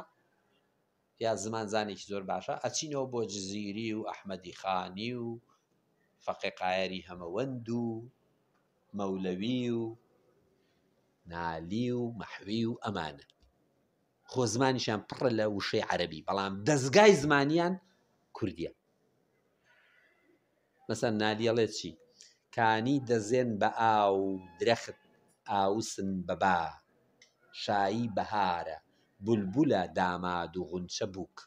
هیچ وشەیەکی عەرەبی تیا بوو یا فارسی کانی دەزێن بە ئاو درەخت ئاوسن بەبا هیچ وشەیەکی بێگانتان تیا بینی لە 1800 نووسێتی شایی بەهارە بولبولە داماد و غونچە بووک دەی هاوڕێ یعنی چی بۆ ئێمە لەم شێعرە کوردیە جوانە پوختە تێناگەین لەبەرەوەی ئێمە هەموو هێلکەکانی زمان ناسی خۆمان داوە بە زمانزانەکان بە زمان ناسەکان ئێمە زمانزانیەکی خۆمان فاسیلەمان لێگرتووە و تومانە وڵا تازە تەواو ئێمە خەڵقی لا دێومانە خەڵقی ترادێژناڵ و دواکەوتون کا لەوانەوە زمان فێرەبی ئەبێت لە پسپۆر لە دکتۆر فلانەوە فێربی لە پرۆفیسۆر فلانەوە فێربی با بە ئەو پرۆفیسۆر فلانە ناتوانێت یەک پەرەگرافت بە دروستی بۆ بنووسێ هەمووی غەڵەتەکە من بەڵگەم لایە باشە لە بەرزترین شوێنی زمان لەم وڵاتەدا ئەندامەکانی ناتوانن بە کوردی بنووسن باش کەواتە لێرە ئێمە تووشی کێشەیەک بووین ئەبێ خۆمان ئاگادار بین من یەکەم ناڵێم زانست خراپە نەموتۆ خۆمان لە زانست بە دوور بگرین ئێمە دەڵێن زانست شتێکە بیری پێەکەینەوە بۆ حەلکردنی کێشەکانی خۆمان بەڵام ئەوە زانست نییە کە خەڵکی تر بەرهەمیان هێناوە تۆ لە کتێبەوە ڕایگوازی زانست ئەوەی خۆت بەرهێمێنی بۆ وەڵامدانەوەی ئەو احتیاجانی هەت لە واقعێکی تایبەتدا ئەوە قسەی منە لەسەر زانست شتێکە خۆمان ئینتاجیەکەی بە بیرکردنەوە لە زانستی ئەوانی تریش چونکە مرۆڤ لە هەر شوێنێکی دنیابێ سوود لە ئەزمموی یەکتر وەرەگرێت منیش وەکو مرۆڤێک نەوعی لە مرۆڤ کە لانیکەم 15-16 پرە تۆ بڵێ کەمتر زیاتر 1000 ساڵە لەسەرم خاکاژیم ئێخۆ من یعنی چۆن ژیاوم و چۆن پێویستەکانی خۆم چۆن خانوم دروست کردووە ئەگەر میعمارم نەزانی چۆن ئاوەکانی ژێرزەویم دەرهێناوە ئەگەر بیرم لێ نەکردبێتە مەسەن پیشەی کارێسکەنی و بیر لێدانەوە نەخۆ بە شتێک نییە تۆ ئیلا بێ بە جیهازی ینی پیشە سازی مرۆڤ بەدەست ئەم شتانی کردوە بە مێشک بیر لێکرێتەوە تخەیلی کردوە خاڵێکی تر ئەوەیە کە ئێمە تیا دۆڕاوین ئەو فاسیلەیە کە ئێم پێمان وایە ئەوەی زانستی نەبێ پیسە دواکەوتووە ڕجعیە ئێستاەوە دەرکەوتووە لە دنیادا فەیلسوفانی زمان وەکو من نمونەی چەندانێکم بۆ هێنانەوە فایرابەند و پاڵ فێرابەند و حتا باشلار و حتا کارل پۆپەر و چێوچێوانە بە لێشاو ڕەخنە لەو سیستەمە زانستیە مقدەسکراوەی ئەوروپاگرن کە ئەڵێ بابە ئەمە لە زەمینەی وڵاتانی ئەوروپیا بەرهەم هاتووە بەس پێوەەر نییە بۆ زەمینەی وڵاتانی تر ئێوە نابێ بەم زانستەی لە ئەوروپا بەرهەم هاتووە بێن سەر و چاوی میلەتانی تر بشتێنن کە بە شێوەی تر زانستیان بەرهەم هێناوە کورتیشە بێ ئەم فکرە کۆلۆنیالیستیە واز لێبێنێت تۆ داگیر کراوی پێ دووتراوە زانست ئەبێ زانستیانە بێ چ شتێکی ناو زانکۆکانی ئێمە زانستیانێ هاوڕێ ئەوە زانستیانەیە تۆ ناچار بکری بڕۆی سەرچاوە بێنی کۆپیکەی لە ئینتەرنێت و گوگڵە و داینێ مامۆستاکە نمرێت باتێ خۆتی پێ بخەڵەتێنی و مامۆستاش بەوە ڕازی بێ ئەوکەی زانستە ئەمە خۆ خەڵەتاندنە بۆ سەردەمێک فێربوونی میتۆدۆلۆژی زانستی پێویستە قەت ئینکاریەوە ناکە بەڵام ئەمە هەموو شتێک نییە حڕیەتی ئینتاجی زانستیش زۆر گرنگە تۆ بیدەی بەو قوتابیە کە بڕوا داهێنان بکە ئەمەمان نیە و ئێمە دوورکەوتینەوە لەو کولتورەش کە ئەساڵەت و ڕەسەنایەتی ئەمەی تایە بۆیە ئێمە شوناسی خۆشمان لە دەست داوە و شوناسێکی کازبانەشمان بۆ خۆمان دروست کردووە یا بەسەرمانە سەپاوە یا وەرمان گرتووە یا هەر ناویشتری لێنێن کە بەداخەوە ئەم شوناسە وەڵامگۆی احتیاجاتی ئێمە نییە و ئەمە کێشەی بۆ دروستکردین بۆیە وەختێک زمان ناسەکانی ئێمە ئەوانەی لە زانکۆ و مەراکیزی تعلیمیوانە ئەگەڕێنەوە بۆ ئەساڵەتی زمان هەرەگەڕێنەوە بۆ چی؟ بۆ زمانی فۆلکلۆر و بۆ زمانی شاعرانی کلاسیک و ئەوانە بەڵام خۆی ئەمە دراسە ناکەو بە مهمی نازانی دێ زمانی ئەوانیش ئەخاتە ژێر باری ئەم دەستوری زمانەوە کە وتمان دەستورێکی تاگڕەهەندە دەستوری زمان بوعدێکی زمانە و هەمووی نییە ئەمە کێشەیەکی گەورەی بۆ ئێمە بۆیە هاوڕێیان ئەوەی بە ناوی زمان ناسی نەک زمانزانی وتم زمانزانی شتێکە هەمومان ئەتوانین بیزانی چونکە شتێکی فتریە لە ناوماندا گەشاکەوە بەشێکە لە ئایدنتیتی ئێمە بەڵام زمان ناسان پێیان وایە زمان تەنیا بریتە لەو شتانەی کە ئەوان پسپۆڕیانتیا بەدەستێناوە وەختێکیش دێنە ناو کۆمەلگاوە سیرەکەن کەس جوان لێ ناگرێت تۆ مەساوە 30 ساڵە ئێمە حکومەتی هەرێما هەیە ئەم هەموو پسپۆڕە لە زمانە هەیە بۆ 30 دقم حکومەتی هەرێمە لە هەموو کابینەکانیان گوێ لە زمان ناسەکان نەگرتووە هیچ بۆشی مهم نەبووە بۆ لە بەرەوەیان لە ناو خۆیانە ناکۆکن ناتوان لەسەر یعنی دوو مامۆستا لە یەک قۆناغا ناتوان لەسەر چاوەکاندا مەسەلەن تۆ سیرکە تۆ سەیری ئەمین زەکی بەگ و نسلی ئەمین زەکی بە بکە هیچیان لەگەڵ یەک تەبانین بەڵام زمان بۆ ئەوان مەسلەی پەیوەندی بە کوردبوونی ئێمەوە هەیە دیفاعێکی زۆر باشیان لە زمان کردووە کابێ زمانی کوردیش وەکو زمانی عەرەبی حسابی بۆ بکرێ عەرەبەکان ژوتان نا زمانی عەرەبی زمانی مقدسی قورئانە زمانی کوردی ئاەتی پێ نهاتوخوا هیچ نییە ئەمانشتیان کاکەەوە زمانی میلەتێکە و ئێمە شەڕی لەسەرەکەین شەڕیشان کردووە یعنی ئەو شەڕی ئەوان معقولتر بووە بەڵام لە پەنجاکانەوە کە پسپۆڕانی زمان دروست دەبن ئەم شەڕە ئەبێتە لە شەڕێکی شوناس دروستکەرەوە لە پێناوی زمانی کوردی ئەبێ شەڕی سێنتاکس و گرامەر و واوی ئاوەڵنا و پەیوەندی و یعنی بێ هاپسوو بکرێتەوە لەم شتانە ئەبێتە ڕێنووس و خاڵبەندی و جواننووسی و چاکنووسی و پوخنووسی باشە جواننووسی و خاڵنووسی و پوخنووسی و ئەمانە کە ئێستا بە لێشاو کتێبەن لە وڵاتەیە پێویستن کتێبی یەدەکرد بەڵام ئەمانە هەموو زمانی زمانی چییە؟ ساتەوەختی داهێنانی ئینسانە ئەومان لەبیر نەچێت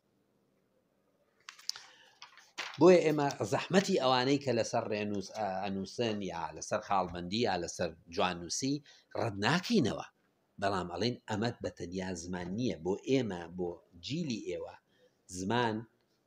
ئەبێ هێزە داهێنەرانەکەی کەشف بکەین لە ناو کۆمەلگا من ناچم لە سەرم خاڵانە زیاتر بڕۆم حەزەکەم ئێوەش مناقەشەکە ئەمە کۆی هینەکەمان بوو ئەگەر بمەوە کورتیکەمەوە زۆر بە کورتی هاوڕێیان ئێمە لە ناو قەیرانێکی زمانی داین بۆیە ئایدنتیتیشمان کەوتۆتە ناو قەیرانەوە واتە شوناسی خۆشمان کەوتۆتە ناو قەیرانەوە بە پێچەوانەی ئەوەی چاوەڕێمانە کرد خودی ئەو ڕەوتە زانستی لە هەرێم هەیە بە پێچەوانەی ڕەوتی زانست لە وڵاتانی تر بۆنون لە ئێرانە سیرکە لە ئێرانە ڕەوتی زانستیانەی زمان زۆر پێشکەوتووە چونکە ئەوان دراسە لەسەر هەموو لەهجەکانی زمانە ئێرانیەکانەکەن و لە ڕووی مرۆڤناسی زمان و سایکۆلۆجیای زمان و کۆمەڵناسی زمان و بەدەیان سەرچاوان هەیە هیچ زارێک و بنزارێک نییە دراسەیان لەسەر نەکردبێت لە زانکۆکانی ئەوێدا تەلەبە بە ناچاری ئەبە بڕوا هینی تەطبیقی خۆی لەناو خەڵقا بکە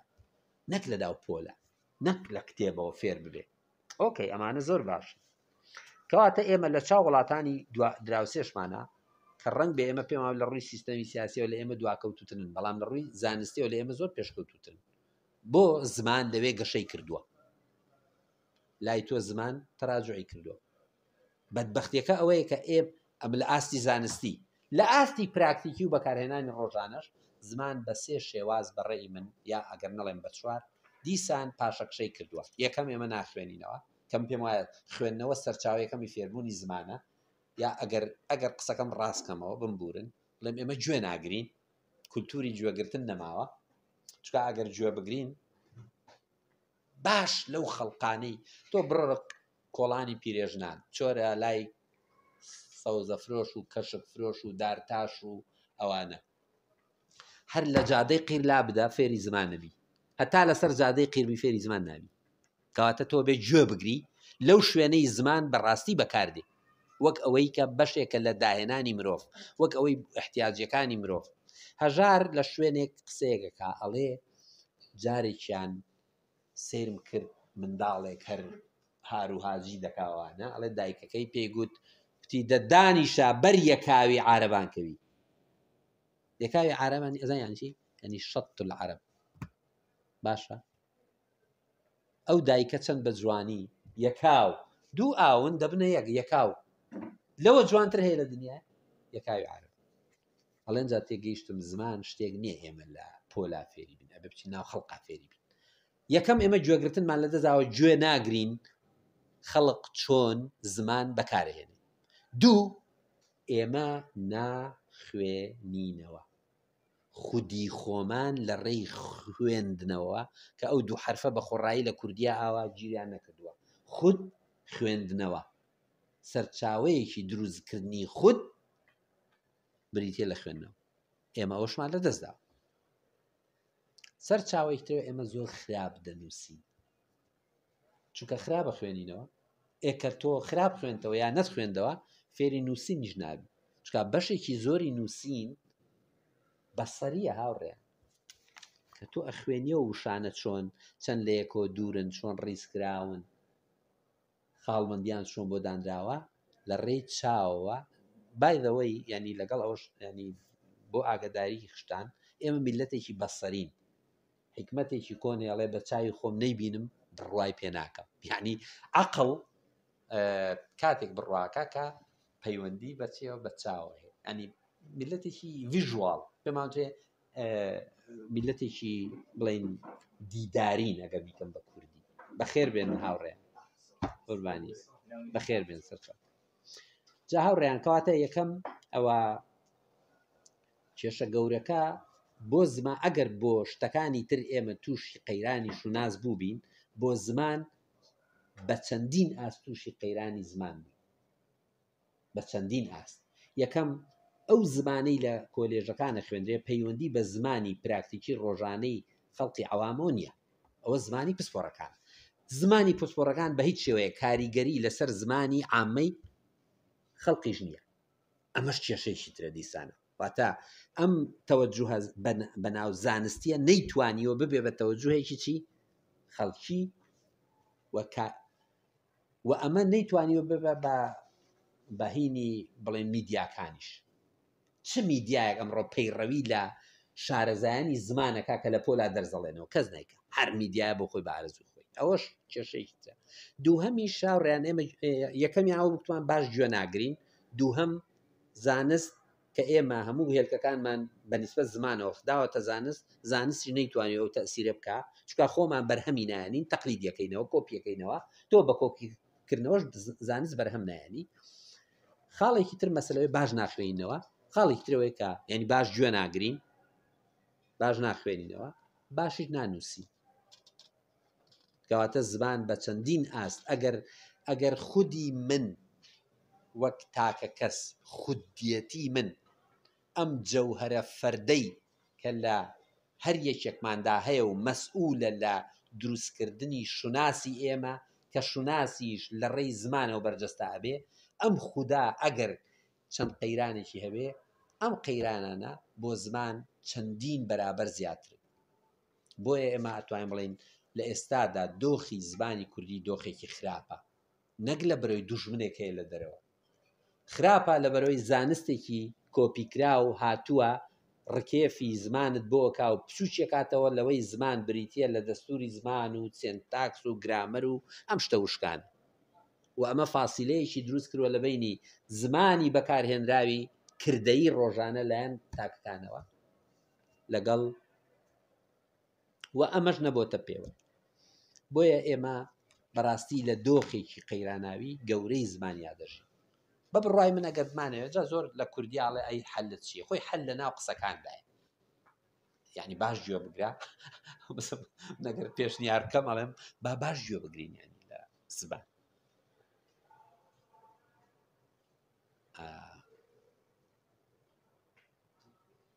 گوێگرتن هونەرێکی زۆر بەرزە تۆ سیرکەن ئەو میلەتانەی کە باش گوێگرن منداڵیان زۆر جوان پەروەردەکە مەسەلەن تۆ بچۆرە لە ناو میلەتێکی وەکو سویدیەکانە بزانت چەند بە دقت گوێگری ئەسەن لەوێ عەیبە ئەگەر تۆ قسە بۆی شێ بکەی سەیری ناوی چاوی نەکەی ئێمە لە کوردستان ئاواکەین پەنجاکەین بە لوتوانەوە کە ئیشی قسەمان بۆکە بۆیە مەسئلەی گوێگرتن پەیوەندی بەوە هەیە تۆ گوێگری باش پەروەردەکەرێکی باش ئێمە گوێگرێکی باشن ئێمەی ئەوانەمان کە بە داوی سەرمایەداریەتی مۆدێرن و ئاپەکان و دنیای فەیسبووکی و ئەوانەمان کە زمان وەک وەسیلە سەیرەکەی نەک وەک ئایدنتیتی یا وەک شوناس بێتاقەت بووی هەڕێز بجوڵێن هەستن بژڵێن هەستن هەناسەیەکەڵ چێشن و خۆت دەهین کە جێ چێ بێتاقەت هەزەکەی با ڕاوەستین هاوڕێ بەڵام ئێمە ئەو مەسئلەی کاڵێم گوێگرتنم خستە پێش خوێندنەوە لەبەرەوەی ئێمە گوێگرێکی باش نین چکە گوێگرتن پەیوەندی بەوەیە کە تۆ چەند متمانەت بە خۆت هەیە ئەو مەسئلەی ئەنجا ئەو خوێندنەوە و شتانی کە باسی کرد یا خوێندنەوە بەڵام خوێندنەوەی باش جیاوازە لە خوێندنەوەی خراپ ئێمە چاوەخشێنی بەسەر شتەکانە بەڵام تەفاسیلی یعنی وێنە زمانیەکە نابینی شیعرەکەی نالیشتان هەر هین نەکرد بۆ مەزانی کەس پرسیاری لێ کانی دەزێن بە ئاو درەخت ئاوسن بەبا دەزێن بە ئاو درەخت ئاوسن بەبا شایی بەهارە بولبولە داماد و داماد یعنی زاوە خونچە بووک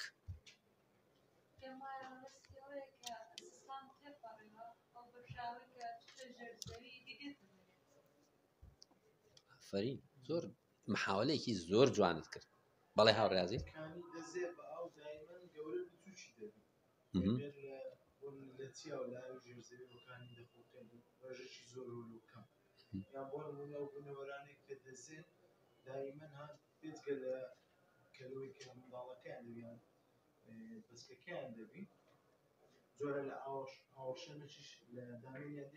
بەڵێ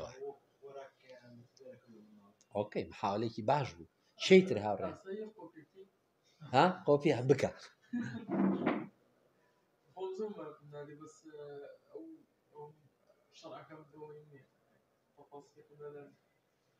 باس قسەی لەسەرەکەین سیرەکەین ئەمە چۆنە نالی داوێکی بۆ ناوینەوە بە ئێمەشی بە نوعێک ئەڵێ ئەگەر بوێرن وەرن ئەم داوا خۆتانی لێ ڕزگارکەن داواکە چیە داوی زمانە ئێمە لە ئەوڕۆ باسیەوەمان کرد کە زمان و شوناس و ئەمانە هەمووی وەکو داوێک وان کە تۆ لە خۆت دایە بەس پێم وایە پێ دوایە لە دەرەوەی کە خۆی غایەتە تۆڵێ ئەمە وەسیلێ ها خەتەرترین شتەوەی بە زمان بڵێ وەسیلێ ئامرازی پەیوەندەکردنە زمان ئامرازی پەیوەندیکردن نییە مامۆستای زانکۆ پسپۆڕی زمان ئامانجە چکە پەیوەندی بە ئایدنتیتی و شوناسی تۆ هەیە شوناسیش شتێکە خۆت دروستیەکەی لە سەیرورە و بەردەوامیەکی هەمیشەیدا تا ئەو ڕۆژێ ئەمری تا ئەو کاتێ ئەڵێ سوپاس خوددایە بۆ ئەم ژیانی بم بەخشی ئەمری ئەمە هەڵگری شوناسی تۆی لە هەموو ڕەفتار و ئیختیار و ئاه و ناڵەیەکمانە لەو کاتەوە کە مناڵ لە دایکە بێ دێتە دەرەوە لە سکی دایکی ئەمە یەکەم تعبیرە لە شوناسی خۆی بەڵام ئێمە ئەبێ ئەو داوە حەلکەین بەچی بەوەی جارێک کە گوێ بگرینەوە لە زمان گوێ لە زمان بگرینەوە کانی دەزێن بە ئاو درەخت ئاوسن بەبا شایی بەهارە بولبولە داماد و یعنی زاوا بولبولە خونچە بووک جا مەبەست نییە کە ئەبێت تۆ شەرحیش بکەین مەبەست بزانین چۆن نزیکە بینەوە لێ لە ڕێی چیەوە گوێگرتنەوە لە هینەکان لە وشەکان معناسا چۆن معنا زیندووەکەینەوە خۆی ئەدەبیاتی ئێمە باشترین شوێنی پاراستنی زمانی ئێمە ئەمە وەڵامی هینەکەی ئێوەشدایەوە ئەدەبیاتی ئێمە فۆلکلۆری ئێمە موزیکی ئێمە پیشەکانی ئێمە میعماری ئێمە خەزێنەی زمانی ئێمە لەو پیشانەدایە کە کورد خۆی ژیانی خۆی لە بەرەبەیانی مێژووە تا ئێرە هێناون لەوێدا زمانی بۆ خەزم کردوین تۆ دەست بۆ هەر شتێکەبەی هەندێک مفرداتی تایبەت بەخۆی هەیە نیر و هەوجار بێنەکەیان خست سەرملی دوو گا یان نۆبەن بۆی زەوی پێ بچێڵن ئەو نیر و هەوجارڕە لە چەندین بەش چل بەش پێک هاتووە هەر بەشەی ناوێکی هەیە تۆ ئەبێ جاریشکە ئەمە غیابی هەیە لە ناو زانکۆکانی ئێمەدا زانکۆکانی ئێمە پێوە ئەمە هیچ نییەوە کێ عیلمە عیلم ئەوەیە ئەی تۆ ئەگەر ئەمە عیلم نەبێ ئەی چی عیلمی تۆیە بە هەزاران ساڵ تۆ ئەمەت ئینتاج کردووە ئەمەت ئاوا ڕستنووسینی کردووە جاجم و پۆپەشمین گۆرەوی هەموو احتیاجەکانی خۆت لە گەرما و سەرما خۆت پاراستووە بەو شتانی خۆت داتێناوە داهێنانەکە بەرەنجامی خەیاڵ و عەقڵی خۆتە بۆ ئەوە عیلم نییە بۆ ئەوە عیلمە لە کتێبەوەی هێنی بۆ ناو پۆل و شەهادەی پێدەی دوای ئەحمەقێک لێ دەرەچێوەکو من خاوەن شەهادە و پسپۆر ڕۆوانەیە پڕۆفیسۆری یاری دەدەر بەس گەمژەی وەکو نمونەی وەکو من نییە چکە هیچ شتێ لەسەر کولتورە ڕەسەنەی خۆم نازانم لەبەرەوەی پێم وایە ئەوە زانست نییە نەریەتە نەریەتیش هەمووی دواکەوتوویە زانست سەرەوەی لە ئەوروپا هاتووە لەناو کتێبەکانە بڕناخە بە قوربان دێتی دوای سێرەکەی تۆ بەمە هیچ چی فێر بووی فێری کۆپیکردنەوە و تەزویر و کۆپی پێیست و بەکارهێنانی هەڵەی هین بووی بەڵام خۆتە دروست نەکردووە ئایدنتیتی خۆت دروست نەکردووە بۆیە جارێککە ئێمە پێویستمانە بە چاوێکی زانستیانەی ڕەسەنەوە بڕوانینەوە ئەو زانستەی کە خۆمان بەرهەمما هێناوە شەرممان نەکەین لەوەی مادام لەی ئەوروپا ناچێ بە معنای نییە زانست نیە چونکە ئێمە وتمان لەسەر زاری فەیلسوفانی زانست لە ئەوروپا وتمان چی زانستی ئەوروپی پێوەەر نییە بۆ هەبوونی زانست لە شوێنەکانی تر لە هەر شوێنێکی دنیا زانست بەپێی ئەو هەلوو مەرجانە بەرهەمەهێنرێ لەلایەن ئینسانە خەلاقەکانەوە کە لەو شوێنەدا دەژین لەمە زانستیانەتر ناتوانین تێڕوانین دەبێت کەواتە گوێگرتنەوەی جارێکی تر لە ئەدەبیات و فۆلکلۆر و گۆرانیەکانی خۆمان لە میعماری خۆمان لەو شێوازەی ئێمە چۆن تەعاونمان لەگەڵ ئاو کردووە لەگەڵ خاک کردووە لەگەڵ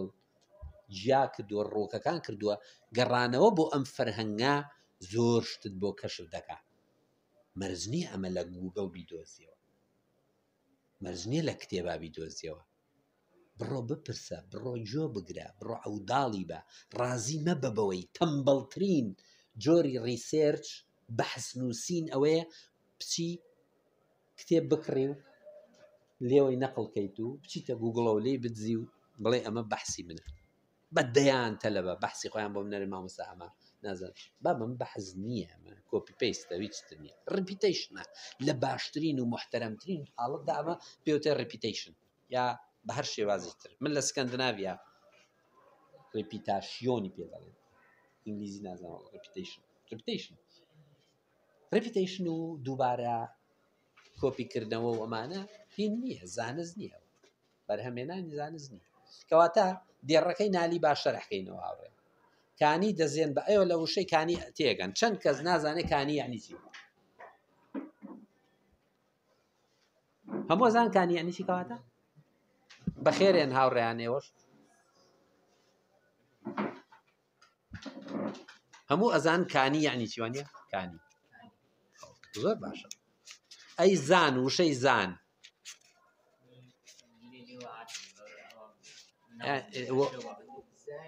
زین دەم خۆش کانی اینجا با جیتان بزینەوە چۆن نالی بەکارێن کانی دەزێن بە ئاو کانی ئاوی لێ دێتە دەر هاوڕێیان خۆتر فەلسەفە نییە کانی کە ئەتەقێ ئاو بەرهەمێنێ مناڵەکەی ئاوە کانی دەزێن بە ئاو درەخت ئاوسن بەبا کە با هەڵدەکا بای داراوسێنی پێ دەڵێن لە سەردەمینە ئەم بایە کە کە لە سەرەتای وەبزان بەهارە تر درەخت چرۆی دەرکردووە بەڵام نەبووە بەگەڵا لەپڕ بەیانی هەڵەسی درەختەکەت ئەوانە سکی دەرداوە هەموو گەڵاکانی کراوە نالی کە ئەم دیمەنەی بینیوە ئیبداع چۆن تا چۆن واقع ئەەکەیتە ئیبداع ئەەکەیتە خەیاڵ ئەەکەیتە داهێنان لە زماندا کانی دەزێن بە ئاو ئەتوانین بڵێ ئەمە وەسفە بەڵام شاعیرانە وەسفی کردووە کانی دەزێن بە ئاو کورد دەڵێ کانیەکان تەقین کانی تەقێت بەس نالیەڵێ کانی دەزێن بە ئاو درەخت ئاوسن بەبا شایی بەهارە یعنی کەواتە مناسبەیەکەیە بەهار شایی ژێڕێ چۆن ئاخر شایی بەهارە بولبولە داماد و غونچە بوو ینی بولبول زاوایە ئەها ئەنجا بولبول دەندوویشی خاتە ناو خونچە گوڵەوە ماسیەکە شیلەکەی دەمژێ نالی ئەمەی ئاوە تەسویر کردووە لە ناو شعردا شعریش بەشێک لە ئیبداعی زمانە کە تۆ دوور دەکەویەوە لە سەرچاوەکانی داهێنانی زمان معناوە زمان ئەسپێری بەچی بە سەرگەردانی کە سپاردە بە سەرگەردانی ئەو پەیوەندیە لە بینی زمان و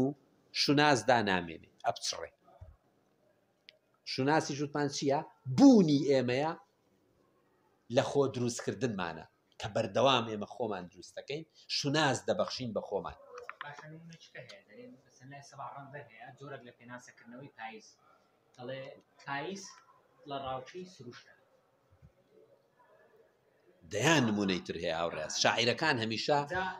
چکەمان هەیە ئەوانەی کە لەسەر زمانی شعر دەکەن دەڵێن زۆرێک لە بەرهەمهێنانی زمانی شعر تێکدانی زمانە کە لە ڕاستیدا زۆرێک دروستی دەکاتەوە زۆر ڕاستە ئەو قسەیە یەکەم کەس من لە کەسێکەوە بیستم بە ناوی ژان کۆهین زمان ناسێکی گەورەی فەڕەنسیە کتێبێکی هەیە بە ناوی اللغة الشعرية زمانی شعر یا شاعرانە باشە ئەگەرم کتێبە بخوێنیەوە لە پەرەگرافێکە ئەڵێ زمانی شعری ئینحیازە لادانە لە دەستوری زمان کۆی زمانی شاعرانی کلاسیکی ئێمە لادانە لە دەستوری زمان یەک شاعری کوردن ئەم شعرەی نالی وەرە بەپێی بکەر و بەرکار و مبتەدا و خەبەردێکی بەرەوە نالیە دۆڕێ هیچ پەیڕەوی لە دەستوری زمان نەکردووە کەواتە دەستوری زمان هەموو زمان نییە ئەوە ئالێرەوە گەیشتینەوە قسەی سەرەتایی هیچ وەختێک ئەوەی کە ئێمە بە زانستیانە ئەیکەینە پێوەرد بۆ تێگەیشتن لە دەق ناتوانێ سەراپای دەقمان پیشان بدات پێوەرێکی کەمەهێنێ ئێمە تەعامل لەگەڵ دەق لە سەرجەمیەتی خۆیدا دەکەین نەک ئەوەی کە دەقێکە وەک بەڵگە لەسەر دەستوری زمان ئەگەر وامان کرد دەقەکانی نالی و مەولەوی و شاعیرە گەورەکانی تر هەتا ئەگا بە سافی هیرانی و تا شێرکۆ بێکەس و تا کەریم دەشتی و تا سەباح ڕەنجدەر و بە شاعیرە باشەکانی ئێستەی ئێمن دڵشا عەبدوڵڵات و چێ و چێوان هەمیان دۆڕێن لەبەر ئەم پێوەرەی کە تۆ بۆ بە ناوی زانستەوە لەسەرین کردووە چونکە زمانی شعر زمانی داهێنانە و زمانی پاراستنی نهێنیەکانی زمانە تۆ بێجاریش کە تەویدی کەوە کەشفی کەیتە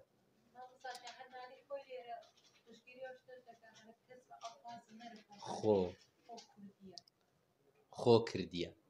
دوجار دەسەڵاتی گێڕاوەتەوە بۆ خود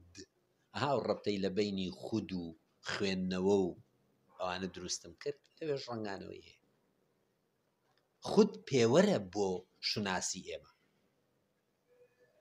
ئەگەر وانە بواە ئەم شعری نالی ینی چییە شعرێکی ئەنانیە ئەڵێ کەس بە ئەلفازم کەس بە زمانی من نەڵێ بە وشەکان نەڵێ خۆ زمانی گاڵتە پێکردنە خۆ کوردیە ئەڵێ کەس وا گاڵتەی پێ نەکە کە ئەمە خۆ کوردیە چییە هیچ نییە ئەڵێ چی خۆ کردیە یعنی ئەوە ئیرادەی منە ئەوە ویستی منە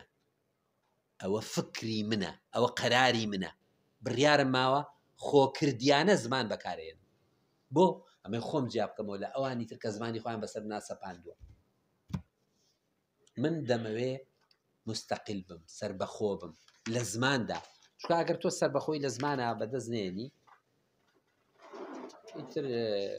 هەموو شتێکت لا عەزیزە بێ ئەستا تۆ بچۆ ئەو پانتۆڵین لە بەرمانە هەمووی بە چی کڕیمانە تورکیە مامۆستا تورکیە کاکە گرانە تۆ زیشکت نابێ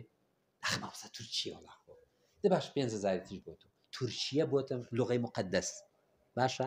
هەر شتێکە کڕی پیسایش بکڕە بڵێن تورکیە تۆڵی تەواو یعنی سمعنا وأطعنا مادام تورکیە ئەوروپاییە ئەوروپایی یعنی چی یعنی مقدسە قسە نەکەی لوغەی قورئان کاکە لە قورئانە هاتووە تۆ توانی قسە بکەی ناتوانی یعنی شت ئەوروپاییش هەمان معنای هەیە ئەوە ئەوروپیە کوربابە ئەوروپی چییە ئەوە لە کۆریاوە هاتووە یا لە سینەوە بە نزمترین ئاست ئەیهێن لە ئەوروپاوە بە لەنگە بە تۆ فرۆشێتەوە وەکو کراس ئەم کراسە کراسی لەنگێ بەس خۆم هەڵمژار بە 3,000 وتیەکم کرد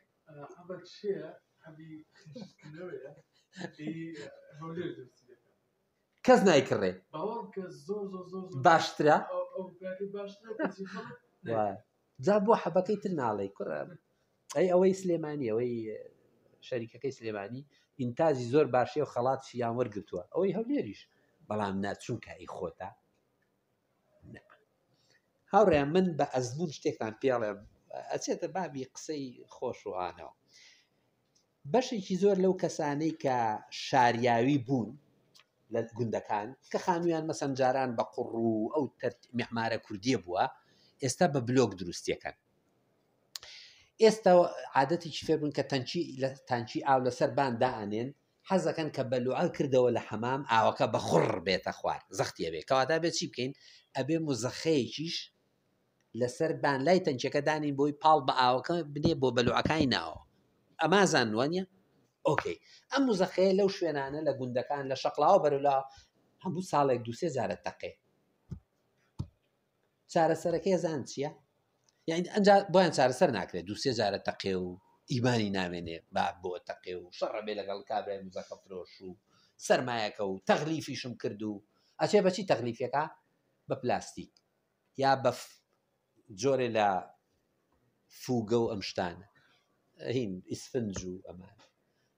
یا هەر شتێکی کەی تێوە پێچ شتێکی مەتریاڵی مەسنوعی دروستکراوی تێوە پێچ بەڵام لە نەریەتی یعنی لە ترادشنی کوردیدا ناوچە شاخاویەکان شتیان لە چی ئاپاراست مەسەن میوە ناسکە هەرمێ و بێ و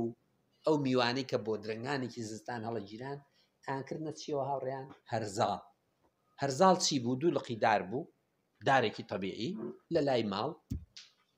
یەک چین گەڵای مازوار و بەڕوادیان ڕائەخز لەسەری میوەکانیانە خستە سەر ئەوانە دوایی یەک چینی تر گەڵایانە خستە سەر 2-3 داریانە بۆی ڕەشەبانی باو یا بەردوشتیانە خستە سەر لە ئەم لاولاکانی و بەفر ئەباری ناسکە هەرمیان دەرێنا شەوی زستان ئەیان خوار بەبێ ئەوەی هیچ مشکلەی هەبێ ئەها بەچی پاراسوێنە بە مەتریاڵە سروشتیەکەی کە لەو ناوچەیەدا هەیە ئەم مزەخەی ئاوا بەچیە توانی تەغلیفیکەی باشترین تەغلیف بە قوڕ هاوڕێ قوڕ و کاتێک کەڵکە تۆ میعمارێکت هەیە لە میعماری کوردیەوە بێ فێر ببی میعمارێکت هەیە کە بە درێژایی ئەوەندە 1000 ساڵە لانیکەم 13,000 ساڵ تۆ لە چی ئاپارێزراوی لە خانووی کوردەواریە خانووی کوردەواری بەچی دروست دەکرێت بە قوڕ بەکا بە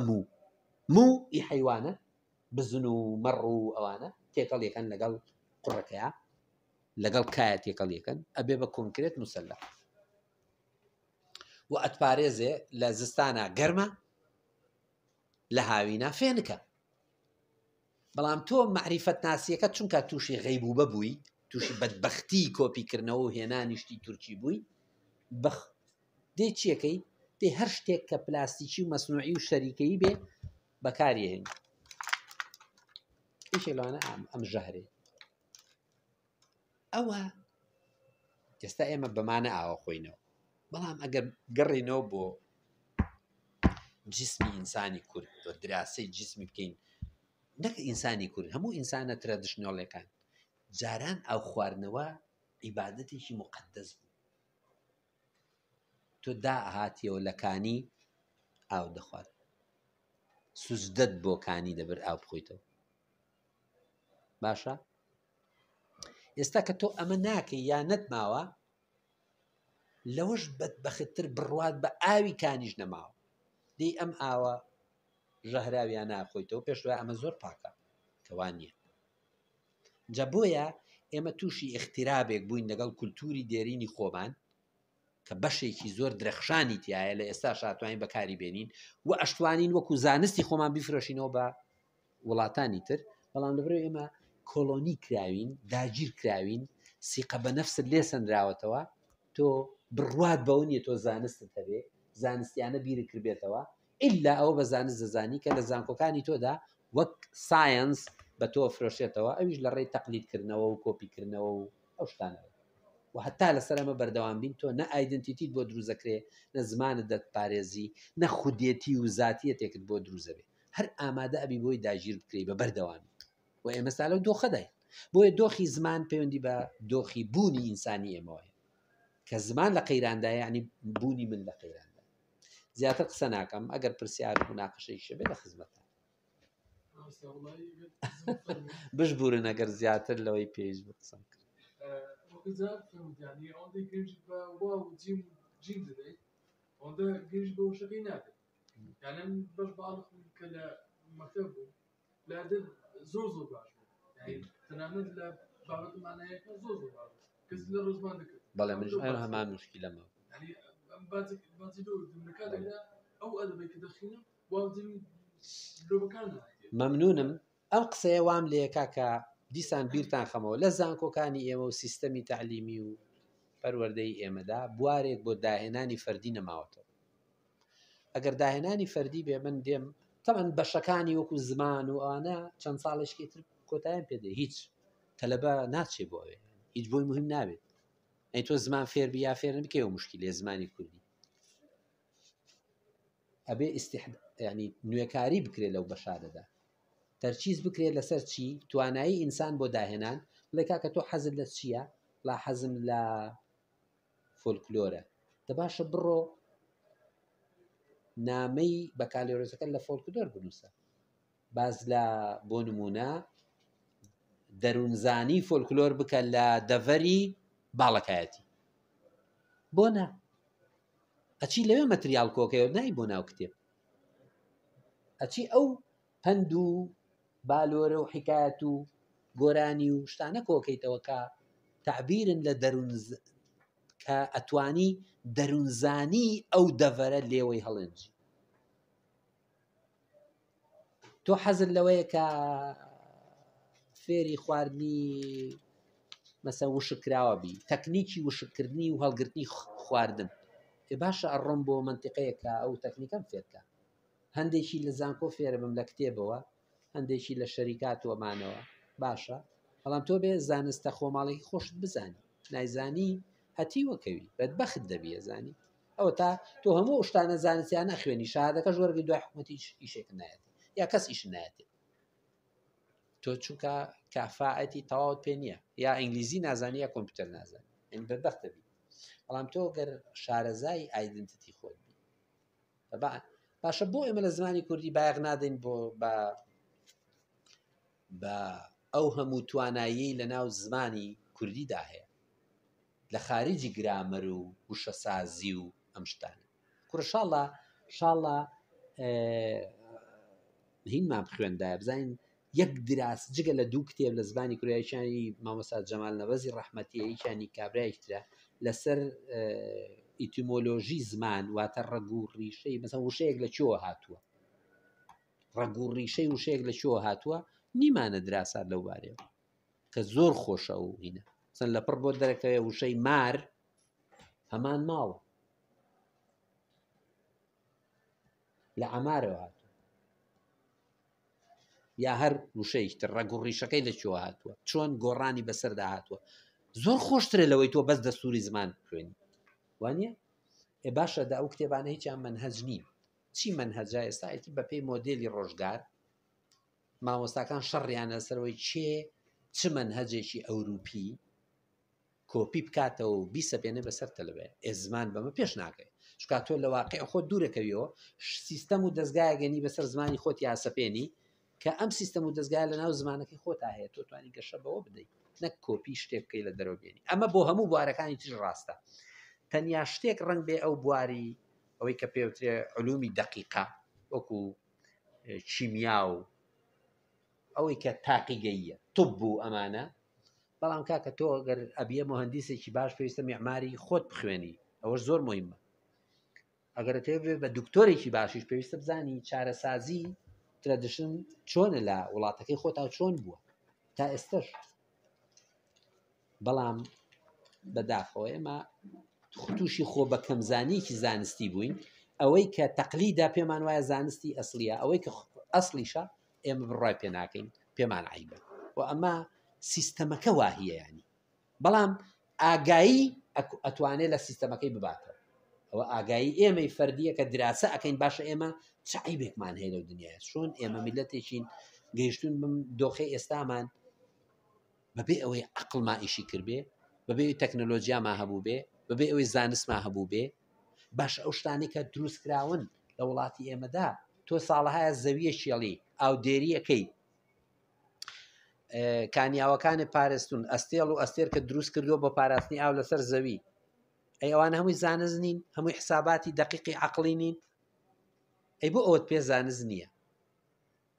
بەڵام ئەگەر بەرمیلێکە بۆ بێن ئاو بۆ تێکەم بڵێ ئەو وەڵا شتێکی زانستیانەیە ئێ کوردەکە خۆی لەسەر خاکەکە لە چاڵا و چاڵە بەفری دروست کردووە لە قەڵاکانە بڕۆسە قەڵای خانزە ئێستش چاڵە بەفرەکانی ماوە من خۆم چوومەتە سەریان چاڵە بەفری بۆ دروست کردووی ڕەنگە هەمومان جێگەیمان بێت بۆ بەفری لەوێ خەزم کردووە قەڵایە کە دوژمن لێ داگیریەکە بە درێژایی 3 ساڵ تۆ خۆ نایی بەدەستەوە ئەو بەفرە ئیسفادەی لێکەی ئەمە عەقڵە ئەم بیرکردنەوەی کردووە کەواتە ئێمە بە چوونەوە سەر بەرهەمە زانستی و تەکنۆلۆجیەکانی خۆمان خەریتەی عەقڵی ئینسانی ئەم دەڤەرەشمان بۆ دەرەکەوێت زۆر بە ئاسانی ئەم ئینسانە مرۆڤێکی عاقڵ بووە ئەم زانستەی لە ئەوروپاوە بەرهەمتووە تەمەنی 300 ساڵە بەڵام عمری من بەسەرم خاکە 13000 ساڵە بەخۆ لە من 13000 ساڵ بێ بێعقڵانە ژیابم لە ژیانم گەیشت بێتە مەرحەلەی ئێستا ئللا چاوەڕێ بووم تا ئەم زانستە 300 ساڵ تەمەنەی ئەوروپا هاتبێت بەڵێ ئەم زانستە زۆر سوودمان لێوەرگتووە قەت ئینکاریەوە ناکەین ئێمە دژی زانست نین بەڵام زانستی ئەوروپی پێوەەر نییە بۆ هەبوون و نەبوونی زانست لە وڵاتەکەی خۆتدا ئەوە تۆی تووشی اختراپ کراوی نامەبوون کە پێ دوایە تۆ هیچ زانستێکە بەرهەم نێنا بەڵێ مامۆستای قوربان کاتێکی خۆش بژی چاوەکە هەوڕا ئێمەش بە فاتحایشی لێ بخوێنین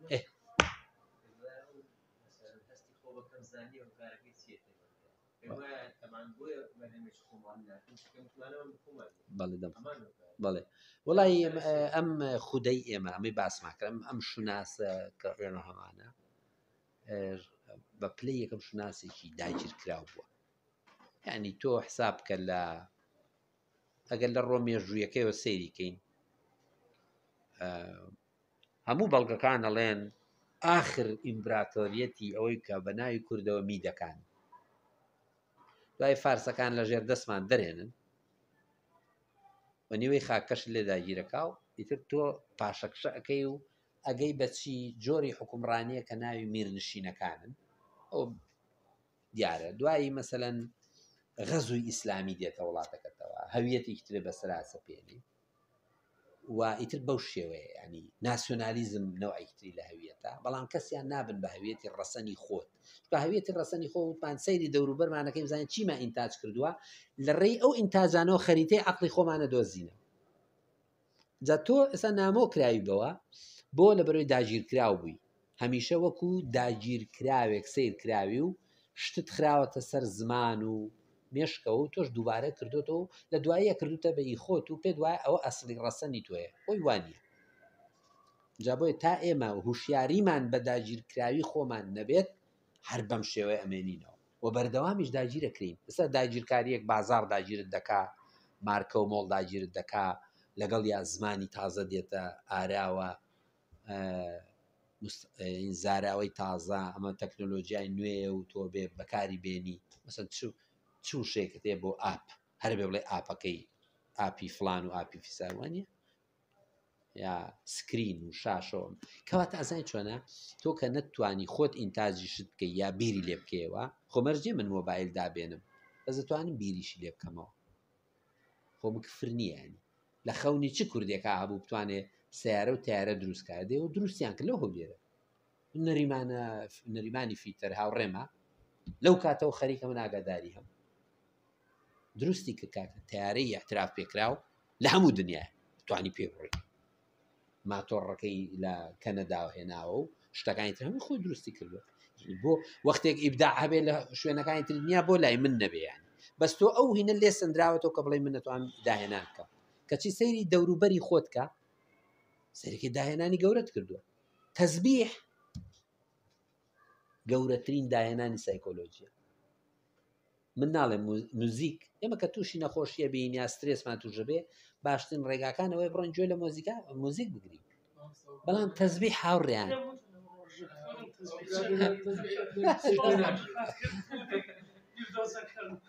ویردۆزەکەی تۆ ڕاستە باشترین جۆری خۆ دواندن خوێندنەوەی خۆمان خەڵوەتگرتن لەگەڵ خۆمانەوەی تەزبیحێک بەدەستەوە بگرین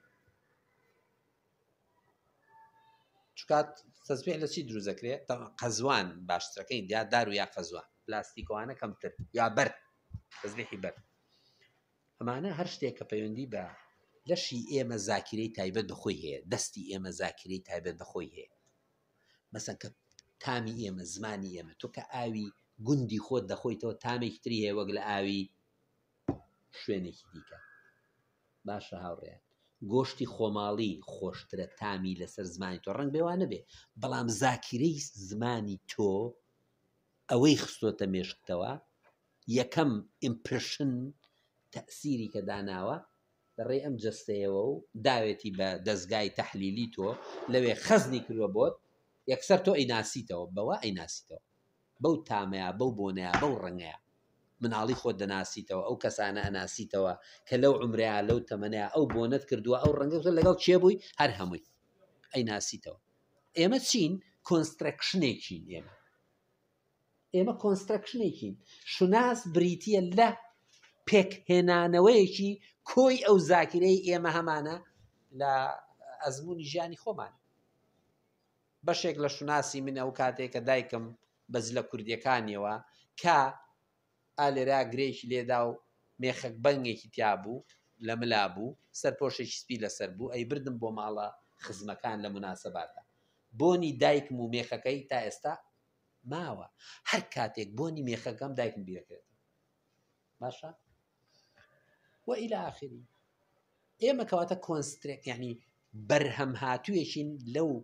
زاکیرە و ئەزمونانەی کە پێیاندا تێپەڕێوین تا ئێستا و لێرەشەوە تا ئەمرین ئێمە